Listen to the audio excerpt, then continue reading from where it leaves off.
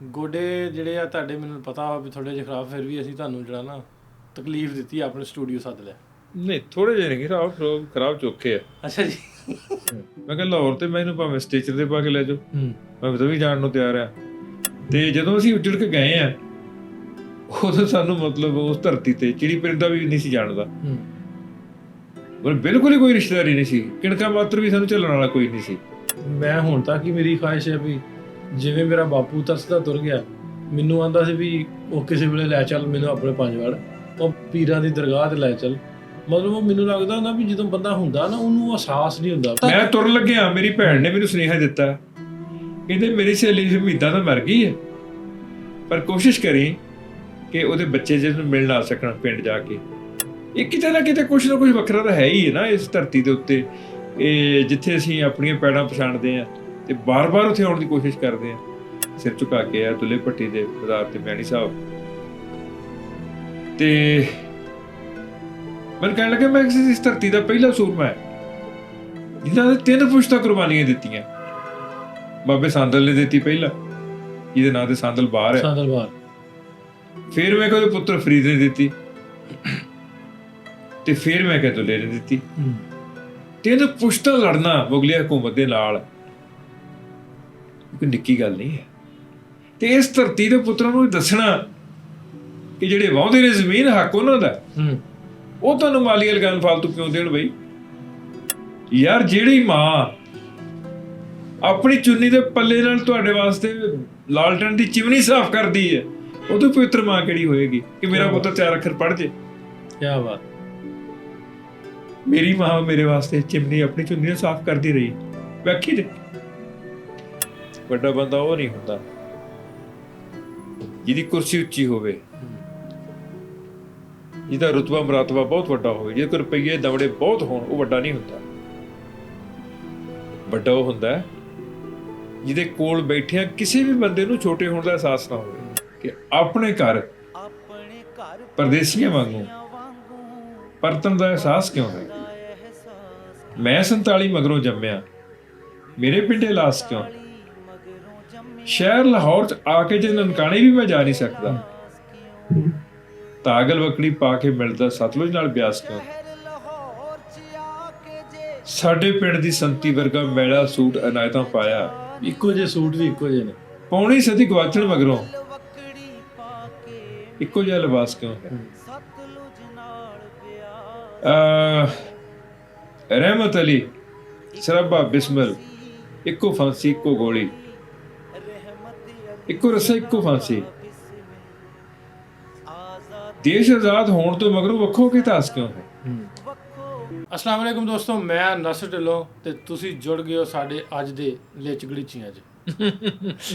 ਲੇਚਗੜੀਚੀਆਂ ਇਸ ਤੋਂ ਵੀ ਜਿਨ੍ਹਾਂ ਨਾਲ ਅੱਜ ਮੈਂ ਪੋਡਕਾਸਟ ਕਰਨ ਲੱਗਾ, ਆਂਦੇ ਵੀ ਪੋਡਕਾਸਟ ਦੇ, ਮੈਂ ਕਿਹਾ ਇਹਨਾਂ ਨੂੰ, ਮੈਂ ਕਿਹਾ ਤੁਹਾਡੇ ਨਾਲ ਪੋਡਕਾਸਟ ਕਰਨੀ, ਆਂਦੇ ਤੈਨੂੰ ਪਤਾ ਪੋਡਕਾਸਟ ਦਾ ਮਤਲਬ ਕੀ ਹੈ ਪੰਜਾਬੀ 'ਚ? ਮੈਂ ਕਹਿੰਦਾ ਮੈਨੂੰ ਤਾਂ ਨਹੀਂ ਪਤਾ। ਆਂਦਾ ਇਹਨਾਂ ਨੂੰ ਆਂਦੇ ਲੇਚਗੜੀਚੀਆਂ।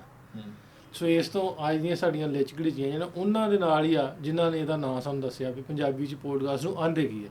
ਸੋ ਸਾਡੇ ਨਾਲ ਨੇ ਗੁਰਭਜਨ ਗਿੱਲ ਸਾਹਿਬ, ਸਾਡੇ ਸਤਿਕਾਰਯੋਗ, ਸਾਡੇ ਵੱਡੇ ਬਜ਼ੁਰਗ, ਸਾਡੇ, ਮੈਂ ਇਹਨਾਂ ਨੂੰ ਬਾਪੂ ਜੀ ਆਨਾ, ਅਤੇ ਸਾਡੇ ਇਸ ਤਰ੍ਹਾਂ ਹੀ ਨਾ ਜਿਵੇਂ ਮੇਰੇ ਸਾਡੇ ਵਾਲਾ ਸਾਹਿਬ ਨੇ, ਅਤੇ ਉਹਨਾਂ ਨਾਲ ਜਿਵੇਂ ਸਾਡਾ ਦਾਦਾ ਜੀ ਹੋਣਾ ਨਾਲ ਮੇਰੇ ਬਾਬਾ ਜੀ ਹੋਣਾ ਨੇ, ਮੈਂ ਉਸੇ ਤਰ੍ਹਾਂ ਇਹਨਾਂ ਨੂੰ ਸਮਝਦਾ।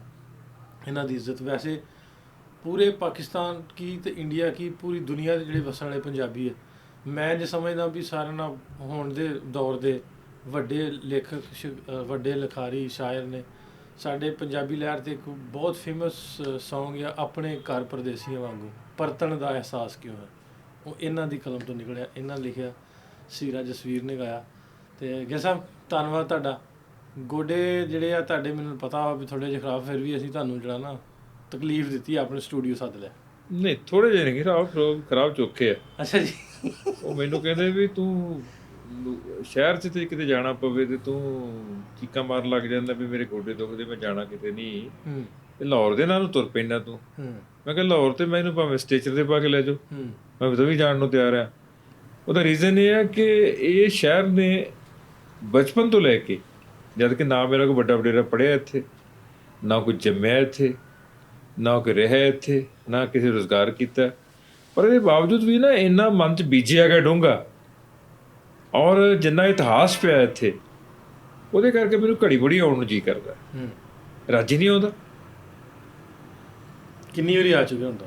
ਮੈਂ 10ਵੀਂ ਵਾਰ ਆਇਆ ਇੱਥੇ। 10ਵੀਂ ਵਾਰ? ਹਾਂ, ਪਹਿਲੀ ਵਾਰ ਮੈਂ 30 ਸਾਲ ਪਹਿਲਾਂ ਆਇਆ ਸੀ। 30 ਸਾਲ ਪਹਿਲਾਂ? 1997 'ਚ ਆਇਆ ਸੀ। ਠੀਕ ਹੈ। ਤੇ ਉਦੋਂ ਮੈਂ ਜਥੇ 'ਚ ਆਇਆ ਸੀ, ਮੇਰੀ ਸਰਦਾਰਨੀ ਨਾਲ ਸੀ ਜਸਵਿੰਦਰ, ਅਸੀਂ ਇਕੱਠੇ ਆਏ ਸੀ। ਤੇ ਉਦੋਂ ਟ੍ਰੇਨ 'ਤੇ ਸਾਰਾ ਸਫ਼ਰ ਸੀ ਸਾਡਾ ਸਾਰਾ।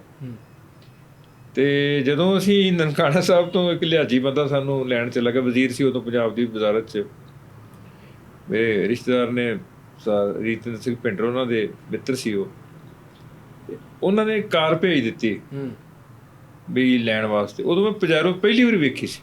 ਅੱਛਾ। ਤੇ ਜਦੋਂ ਰਾਹ ਦੇ ਵਿੱਚ ਇੱਕ ਨਾਕਾ ਲਾਈ ਬੈਠਾ ਸੀ ਤੇ ਮੈਨੂੰ ਪਹਿਲੀ ਵਾਰੀ ਮਹਿਸੂਸ ਹੋਇਆ ਵੀ ਪਾਕਿਸਤਾਨ ਤੇ ਪੰਜਾਬ ਵੀ ਜਿਹੜਾ ਭਾਰਤੀ ਪੰਜਾਬ ਹੈ ਉਹਦੇ ਪੁਲਿਸੀਆਂ 'ਚ ਬਹੁਤਾ ਫਰਕ ਨਹੀਂ ਹੈ। ਅੱਛਾ, ਉਹ ਕਿਵੇਂ?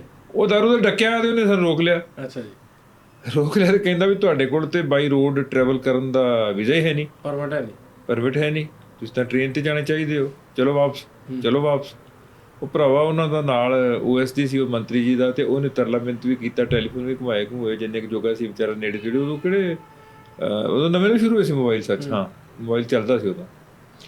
ਤੇ ਬੜੀ ਮੁਸ਼ਕਿਲ ਨਾਲ ਭਰਾਵਾ ਉਹਨੂੰ ਕਨਵਿੰਸ ਕੀਤਾ।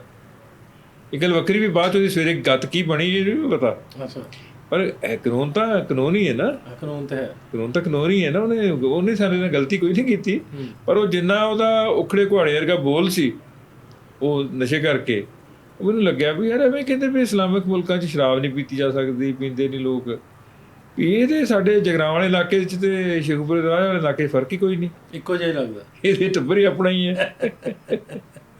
ਅੱਛਾ ਗਿੱਲ ਸਾਹਿਬ, ਪਾਕਿਸਤਾਨ ਦੇ 10ਵੀਂ ਵਾਰੀ ਆ ਚੁੱਕੇ ਜੀ, ਪਹਿਲਾਂ ਥੋੜਾ ਜਿਹਾ ਬੈਕਗਰਾਉਂਡ ਬਾਰੇ ਦੱਸ ਦਿਓ ਵੀ ਕਦੋਂ, ਕਿੱਥੇ ਪਿੰਡ, ਕਿੱਥੋਂ ਪੜ੍ਹਾਈ, ਕਿੱਥੇ ਪੜ੍ਹਾਉਂਦੇ ਰਹੇ, ਤੇ ਉਸ ਥੋੜਾ। ਮੈਂ ਬੜੀ ਵਾਰ ਦੱਸ ਬੈਠਾ ਤੇ ਅਜੇ ਤੱਕ ਹੁਣ ਤਾਂ ਮਤਲਬ ਆਪ ਸੰਗ ਆਉਂਦੀ ਦੱਸਦੇ ਆਂ ਬਈ ਸਾਡੇ ਵੱਡੇ ਇੱਥੋਂ ਹੀ ਗਏ ਸੀ, ਨਾਰੋਵਾਲ ਜ਼ਿਲ੍ਹੇ 'ਚੋਂ, ਉਦੋਂ ਤਹਿਸੀਲ ਸੀਗੀ, ਜਦੋਂ ਕਿ ਸਾਡਾ ਪਿੰਡ ਸੀ।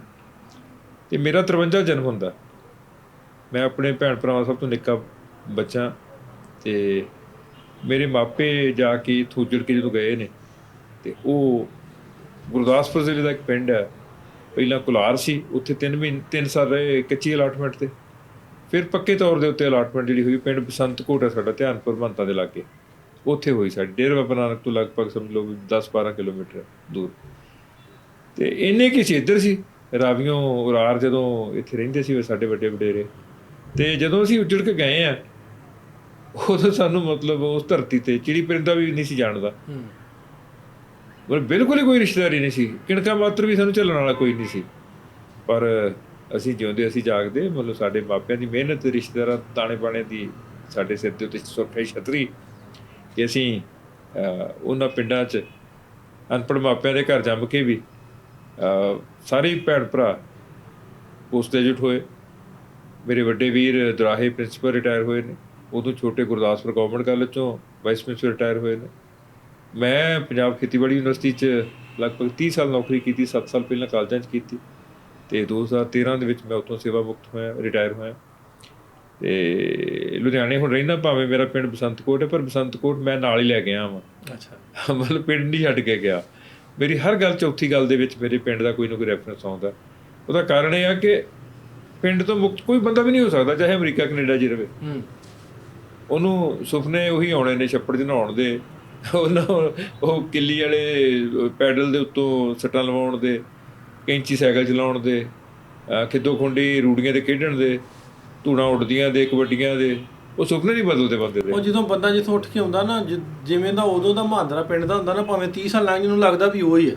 ਨਹੀਂ, ਤੈਨੂੰ ਮੈਂ ਦੱਸਦਾ, ਮੈਂ ਪਿਛਲੇ ਦਿਨ ਹੀ ਮੇਰੇ ਤਾਇਆ ਜੀ ਦੇ ਪੁੱਤਰ ਦੀ ਡੈਥ ਹੋ ਗਈ, ਤਾਂ ਗੁਰਦਿਆਲ ਸਿੰਘ ਦੀ, ਅਤੇ ਅਸੀਂ ਅਫਸੋਸ ਵਾਸਤੇ ਪਿੰਡ ਗਏ।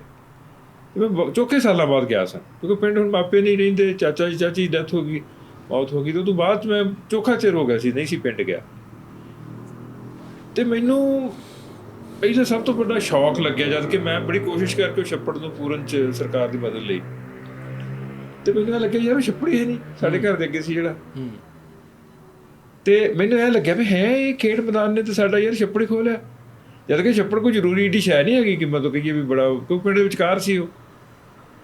ਅੱਛਾ, ਜਦੋਂ ਮੈਂ ਉਹੀ ਗਲੀਆਂ ਮੈਨੂੰ ਭੀੜੀਆਂ ਲੱਗਣਗੇ, ਲੁਧਿਆਣੇ ਜਿੱਥੇ ਮੇਰਾ ਘਰ ਉੱਥੇ ਸੜਕਾਂ ਬਹੁਤ ਖੁੱਲ੍ਹੀਆਂ ਨੇ, ਤੇ ਮੈਨੂੰ ਇਹ ਲੱਗੀ ਜਾਵੇ ਵੀ ਯਾਰ ਜੇ ਮੈਨੂੰ ਸੱਚਮੁੱਚ ਆ ਕੇ ਰਹਿਣਾ ਪਵੇ ਤੇ ਮੈਨੂੰ ਤੇ ਇਸ ਆਪਣੇ ਇਸੇ ਘਰ ਦੇ ਵਿੱਚ ਹੀ ਚੱਜ ਨਾਲ ਸਵੇਰ ਸ਼ਾਮ ਦਾ ਦਿਨਚਰਿਆ ਵੀ ਨਹੀਂ ਕੀਤਾ ਜਾਣਾ ਮੇਰੇ ਕੋਲ ਤਾਂ। ਤੇ ਪਿੰਡ ਦੇ ਵਿੱਚ 10-12 ਬੰਦੇ ਨੇ ਪੁੱਛਿਆ ਵੀ ਕਿਹਨਾਂ ਦੇ ਘਰ ਆਏ ਨੇ। ਪਿੰਡ ਵਾਲੇ ਪੁੱਛਿਆ ਵੀ ਕਿਹਨਾਂ ਦੇ ਘਰ ਆਏ। ਹਾਂ, ਉਹ ਜਿਹੜੀ ਬੇਗਾਨਗੀ ਦਾ ਅਹਿਸਾਸ ਹੁੰਦਾ ਨਾ, ਉਹ ਚੇਤਾ ਕਰਾਉਂਦਾ ਕਿ ਮੈਂ 71 ਚ ਪਿੰਡ ਛੱਡਿਆ ਸੀ, 1971 ਚ। ਤੇ ਜਦੋਂ ਮੈਂ 2024 ਚ ਗਿਆ, ਸਾਲ ਕਿੰਨੇ ਬੀਤ ਗਏ, ਉਹ ਤੋਂ ਬਾਅਦ ਭਾਵੇਂ ਜਾਂਦਾ ਰਿਹਾ, ਭਾਵੇਂ ਵਾਪਸ ਜਦੋਂ ਹੈ ਸੀ ਉੱਥੇ ਰਹਿੰਦੇ, ਪਰ ਜਿਹੜੀ ਨਵੀਂ ਜਨਰੇਸ਼ਨ ਹੁਣ ਇਸ ਵੇਲੇ ਆ ਉਹਦੇ ਤੇ ਬੇਗਾਨਾ ਹੀ ਆ ਨਾ। ਭਾਵੇਂ ਪੜ੍ਹਿਆ ਵੀ ਪਿੰਡ ਦੇ ਪ੍ਰਾਇਮਰੀ ਸਕੂਲ 'ਚ ਹਾਂ, ਮੈਂ 10ਵੀਂ ਵੀ ਧਿਆਨਪੁਰ ਸ਼੍ਰੀ ਬਾਬਾ ਲਾਲ ਹਾਈ ਸਕੂਲ 'ਚੋਂ ਕੀਤੀ ਹੈ। ਕਾਲਜ ਵੀ ਗਾਲਾ ਕਰਨ 2 ਸਾਲ ਪੜ੍ਹ ਕੇ ਲੁਧਿਆਣੇ ਪੜ੍ਹਨ ਗਿਆ 1971 ਵੱਡੇ ਵੀਰ ਕੋਲ। ਤੇ ਗੁਜਰਾਂਵਾਲਾ ਗੁਰੂ ਨਾਨਕ ਖਾਲਸਾ ਕਾਲਜ 'ਚੋਂ ਮੈਂ ਗ੍ਰੈਜੂਏਸ਼ਨ ਕਰਕੇ ਗਵਰਨਮੈਂਟ ਕਾਲਜ ਤੋਂ MA ਕੀਤੀ। ਫਿਰ ਨੌਕਰੀ ਦੁਰਾਹੇ ਸ਼ੁਰੂ ਕੀਤੀ 1 ਸਾਲ ਉੱਥੇ ਪੜ੍ਹਾਉਣ ਤੋਂ ਬਾਅਦ 'ਚ। ਫਿਰ ਮੈਂ ਜਗਰਾਓਂ 7 ਸਾਲ ਪੜ੍ਹਾਇਆ, ਫਿਰ ਯੂਨੀਵਰਸਿਟੀ 'ਚ 30 ਸਾਲ ਦਾ ਕੰਮ ਕੀਤਾ। 1 ਸਾਲ ਵਿੱਚੋਂ ਡਾਇਰੈਕਟਰ ਪਲੈਨਿੰਗ ਐਂਡ ਡਿਵੈਲਪਮੈਂਟ ਬਣ ਕੇ ਗੁਰੂ ਕਾਸ਼ੀ ਯੂਨੀਵਰਸਿਟੀ ਤਲਵੰਡੀ ਸਾਬੋ ਜ਼ਿਲ੍ਹਾ ਬਠਿੰਡਾ 'ਚ ਵੀ ਕੰਮ ਕੀਤਾ। ਪਰ ਉਹ ਜਿਹੜਾ ਇੱਕ ਹੁੰਦਾ ਨਾ ਤਲਬ ਬੰਦੇ ਦੀ ਕਿ ਪਿੰਡ ਨਾਲ ਜੁੜਿਆ ਜਾਵੇ, ਪਿੰਡ ਨਾਲ ਜੁੜਿਆ, ਉਹ ਮੈਨੂੰ ਇਹ ਲੱਗਦਾ ਵੀ ਉਹ ਪਿੰਡ ਮੈਂ ਨਾਲ ਲੈ ਗਿਆ, ਤਾਂ ਕਰਕੇ ਪਿੰਡ ਮੈਨੂੰ ਬਹੁਤ ਓਪਰਾ ਨਹੀਂ ਲੱਗਦਾ। ਹਰ ਪਿੰਡ ਮੈਨੂੰ ਆਪਣਾ ਪਿੰਡ ਲੱਗਦਾ, ਇੱਕੋ ਜਿਹਾ ਲੱਗਦਾ। ਇੱਕੋ ਜਿਹਾ ਨਹੀਂ ਲੱਗਦਾ, ਆਪਣਾ ਲੱਗਦਾ। ਆਪਣਾ ਲੱਗਦਾ, ਇੱਕੋ ਜਿਹਾ ਤਾਂ ਹੁੰਦਾ ਹੀ ਨਹੀਂ ਪਿੰਡ ਕਦੇ ਵੀ। ਇੱਕ ਪਿੰਡ ਦੂਸਰੇ ਕਦੇ ਨਹੀਂ ਮਿਲਦਾ, ਪਰ ਲੱਗਦਾ ਆਪਣਾ ਹੈ। ਆਪੋ ਆਪਣਾ ਜਿਸ ਤਰ੍ਹਾਂ ਬੰਦਾ ਜਿੱਥੋਂ ਛੱਡ ਕੇ ਆਉਂਦਾ ਨਾ, ਉਹ ਕਦੀ ਵੀ ਉਹ ਹੱਡਾਂ 'ਚ ਮੈਨੂੰ ਲੱਗਦਾ ਨਿਕਲਦਾ, ਖੇੜਾ ਨਹੀਂ ਛੱਡਦਾ। ਤੂੰ ਤੇ ਇੱਥੋਂ 5 ਮਿੰਟ ਨਹੀਂ ਨਿਕਲਦਾ ਇਸੇ ਤਰ੍ਹਾਂ। ਜਦ ਕਿ ਤੁਹਾਡੇ ਪੁਰਖੇ ਗਏ ਸੀ ਇੱਥੋਂ। ਪੁਰਖੇ ਵੀ ਨਹੀਂ ਮੇਰੇ, ਸਾਡੀ ਜਾ ਕੇ ਮਿਲਦੀ, ਅਸੀਂ 1890 ਦੇ ਆਏ। ਹਾਂ, ਉਹ 12 ਜਦੋਂ ਬਾਅਦ ਹੋਈਆਂ। 12 ਜਦੋਂ ਬਾਅਦ। ਤੇ ਉਹ ਗੱਲਾਂ, ਉਹ ਬਾਤਾਂ ਜਿਹੜੀਆਂ ਵੀ ਅੱਜ ਤੱਕ ਮੈਂ ਨਾ ਵੀ ਮੈਂ ਹੁਣ ਤੱਕ ਹੀ ਮੇਰੀ ਖੁਆਇਸ਼ ਹੈ ਵੀ ਜਿਵੇਂ ਮੇਰਾ ਬਾਪੂ ਤਰਸਦਾ ਤੁਰ ਗਿਆ, ਮੈਨੂੰ ਆਂਦਾ ਸੀ ਵੀ ਉਹ ਕਿਸੇ ਵੇਲੇ ਲੈ ਚੱਲ ਮੈਨੂੰ ਆਪਣੇ ਪੰਜਵਾੜ, ਉਹ ਪੀਰਾਂ ਦੀ ਦਰਗਾਹ 'ਤੇ ਲੈ ਚੱਲ। ਮਤਲਬ ਮੈਨੂੰ ਲੱਗਦਾ ਹੁੰਦਾ ਵੀ ਜਦੋਂ ਬੰਦਾ ਹੁੰਦਾ ਨਾ, ਉਹਨੂੰ ਅਹਿਸਾਸ ਨਹੀਂ ਹੁੰਦਾ ਵੀ ਨਾਲੇ ਨਾਸਰ ਪੀਰਾਂ ਦਾ ਤਾਂ ਬਹਾਨਾ ਹੀ ਹੁੰਦਾ, ਵੇਖਣਾ ਤਾਂ ਪੈਲੀ ਬੰਦਾ ਹੁੰਦਾ। ਉਹ ਰਾਹ ਖੇੜੇ ਵੇਖਣੇ ਹੁੰਦੇ ਨੇ, ਉਹ ਟੋਬੇ ਵੇਖਣੇ ਹੁੰਦੇ ਨੇ, ਉਹ ਖੂਹੀਆਂ ਵੇਖਣੀਆਂ ਹੁੰਦੀਆਂ ਨੇ, ਉਹ ਖਾਨਗਾਹਾਂ, ਮਜ਼ਾਰ, ਤੁਹਾਡੇ ਰੱਬ ਦਾ ਭਲਾ ਕਰੇ, ਤੁਹਾਡਾ ਜਿਹੜਾ ਗੁਰਦੁਆਰਾ ਨਿਜ਼ਾਮ, ਮੰਦਰ ਮਸੀਤਾਂ ਜਿਹੜੀਆਂ ਪਿੰਡ 'ਚ ਹੁੰਦੀਆਂ ਸੀ। ਕਿਉਂਕਿ 47 ਤੋਂ ਪਹਿਲਾਂ ਤਾਂ ਹਰ ਬੰਦੇ ਲਈ ਹਰ ਧਾਰਮਿਕ ਜਗ੍ਹਾ ਜਿੱਥੇ ਸੀ ਮੰਨਣਯੋਗ ਤੇ ਜਾਣਨਯੋਗ ਤੇ ਸਤਿਕਾਰਯੋਗ ਸੀ। ਇਹ ਤਾਂ ਕੀੜਾ ਮਗਰੋਂ ਚੱਲਿਆ ਨਾ ਸਾਡੇ ਦਿਮਾਗਾਂ ਦੇ ਵਿੱਚ ਕਿ ਅਸੀਂ ਹਿੰਦੂ ਹਾਂ, ਅਸੀਂ ਮੁਸਲਮਾਨ ਹਾਂ, ਸਿੱਖ ਹਾਂ। 47 ਨੇ ਜਿਹੜਾ ਸਭ ਤੋਂ ਵੱਡਾ ਨੁਕਸਾਨ ਕੀਤਾ, ਜਿੱਥੇ 10 ਲੱਖ ਮਨੁੱਖੀ ਜਾਨਾਂ ਦਾ ਕੀਤਾ, ਇੱਧਰ ਵੀ ਤੇ ਉੱਧਰ ਵੀ, ਉਹਦੇ ਨਾਲ ਵੱਡਾ ਨੁਕਸਾਨ ਕੀਤਾ ਕਿ ਸਾਡੇ ਅੰਦਰ ਇੱਕ ਉਹ ਸ਼ੈਤਾਨ ਜਗਾ ਦਿੱਤਾ ਜਿਹੜਾ ਸਾਨੂੰ ਰੰਗ ਵੇਖ ਕੇ ਚੰਗਾ ਜਾਂ ਮਾੜਾ ਲੱਗਦਾ, ਨਸਲ ਵੇਖ ਕੇ ਚੰਗਾ ਜਾਂ ਮਾੜਾ ਲੱਗਦਾ। ਪਹਿਲਾਂ ਨਹੀਂ ਸੀ ਇਸ ਤਰ੍ਹਾਂ। ਹੁਣ ਤਾਂ ਮੈਂ ਤੁਰਨ ਲੱਗਿਆ, ਮੇਰੀ ਭੈਣ ਨੇ ਮੈਨੂੰ ਸੁਨੇਹਾ ਦਿੱਤਾ, ਕਹਿੰਦੇ ਮੇਰੀ ਸਹੇਲੀ ਹਮੀਦਾ ਤਾਂ ਮਰ ਗਈ ਹੈ, ਪਰ ਕੋਸ਼ਿਸ਼ ਕਰੀ ਕਿ ਉਹਦੇ ਬੱਚੇ ਜਿਹਨੂੰ ਮਿਲਣ ਆ ਸਕਣ ਪਿੰਡ ਜਾ ਕੇ। ਤੇ ਅੱਜ ਮੈਂ ਸੁਨੇਹਾ ਭੇਜ ਕੇ ਹਟਿਆ ਕਿ ਮੇਰੀ ਭੈਣ ਦੀ ਇੱਛਾ ਪੂਰੀ ਕੀਤੀ ਜਾਵੇ। ਆਪਣੇ ਦੋਸਤ ਨੂੰ ਜਿਹੜੇ ਸਾਡੇ ਪਿੰਡ, ਸਾਡੇ ਵਾਲੇ ਘਰ 'ਚ ਅਲਾਟਮੈਂਟ ਜਿਨ੍ਹਾਂ ਕੋਲ, ਉਹਨਾਂ ਨੇ ਬੇਨਤੀ ਕੀਤੀ ਹੈ ਕਿ ਮੈਂ ਕਿਹਾ ਜੇ ਹੋ ਸਕੇ ਤਾਂ ਮਿਲਾ ਦਿਓ। ਤੇ ਇਹ ਜਿਹੜੀ ਤਲਬ ਹੈ ਨਾ, ਜਦ ਕਿ ਭੈਣ ਮੇਰੀ 8 ਸਾਲ ਦੀ ਸੀ ਜਦੋਂ ਪਾਰਟੀਸ਼ਨ ਹੋਈ ਹੈ। 8 ਸਾਲਾਂ ਦੀ ਬੱਚੇ ਨੂੰ ਕਿੰਨੀ ਕੁ ਉਣਸ ਹੁੰਦੀ ਹੈ। ਪਰ ਅੱਜ ਹੀ ਮੈਨੂੰ ਦੱਸ ਰਹੇ ਸੀ ਗਫਾਰ, ਉਹ ਸਾਡੇ ਘਰ 'ਚ ਰਹਿੰਦਾ, ਜਿਹੜਾ ਅੱਜ ਮੈਨੂੰ ਮਿਲਣ ਆਇਆ ਸੀ, ਉਹ ਦੱਸ ਰਿਹਾ ਸੀ ਕਿ ਮੇਰੇ ਵੱਡੇ ਭਾਈ ਸਾਹਿਬ ਪਿਛਲੇ ਸਾਲ ਹੋ ਕੇ ਗਏ ਨੇ, ਇੱਥੇ ਪਿੰਡ ਵੀ ਹੋ ਕੇ ਗਏ ਨੇ, ਬੇਟਾ ਸੀ ਨਾਲ ਨਵਦੀਪ ਉਹਨਾਂ ਦਾ। ਤੇ ਕਹਿੰਦੇ ਵੀ ਉਹਨਾਂ ਨੇ ਸਾਰੇ ਰਾਹ ਪਛਾਣ ਲਏ ਘਰ ਤੱਕ ਦੇ ਸਾਰੇ। ਤੇ ਉਹ ਬੱਚੀ ਸਗੋਂ ਬੜੀ ਹੈਰਾਨ ਹੋ ਰਹੀ ਸੀ, ਕਹਿੰਦੀ ਦਾਦਾ ਜੀ ਏਡੀ ਨਿੱਕੀ ਉਮਰ 'ਚ ਇੰਨੀਆਂ ਗੱਲਾਂ ਜ਼ਿਆਦਾ ਪੱਕੀਆਂ ਹੁੰਦੀਆਂ ਨਹੀਂ।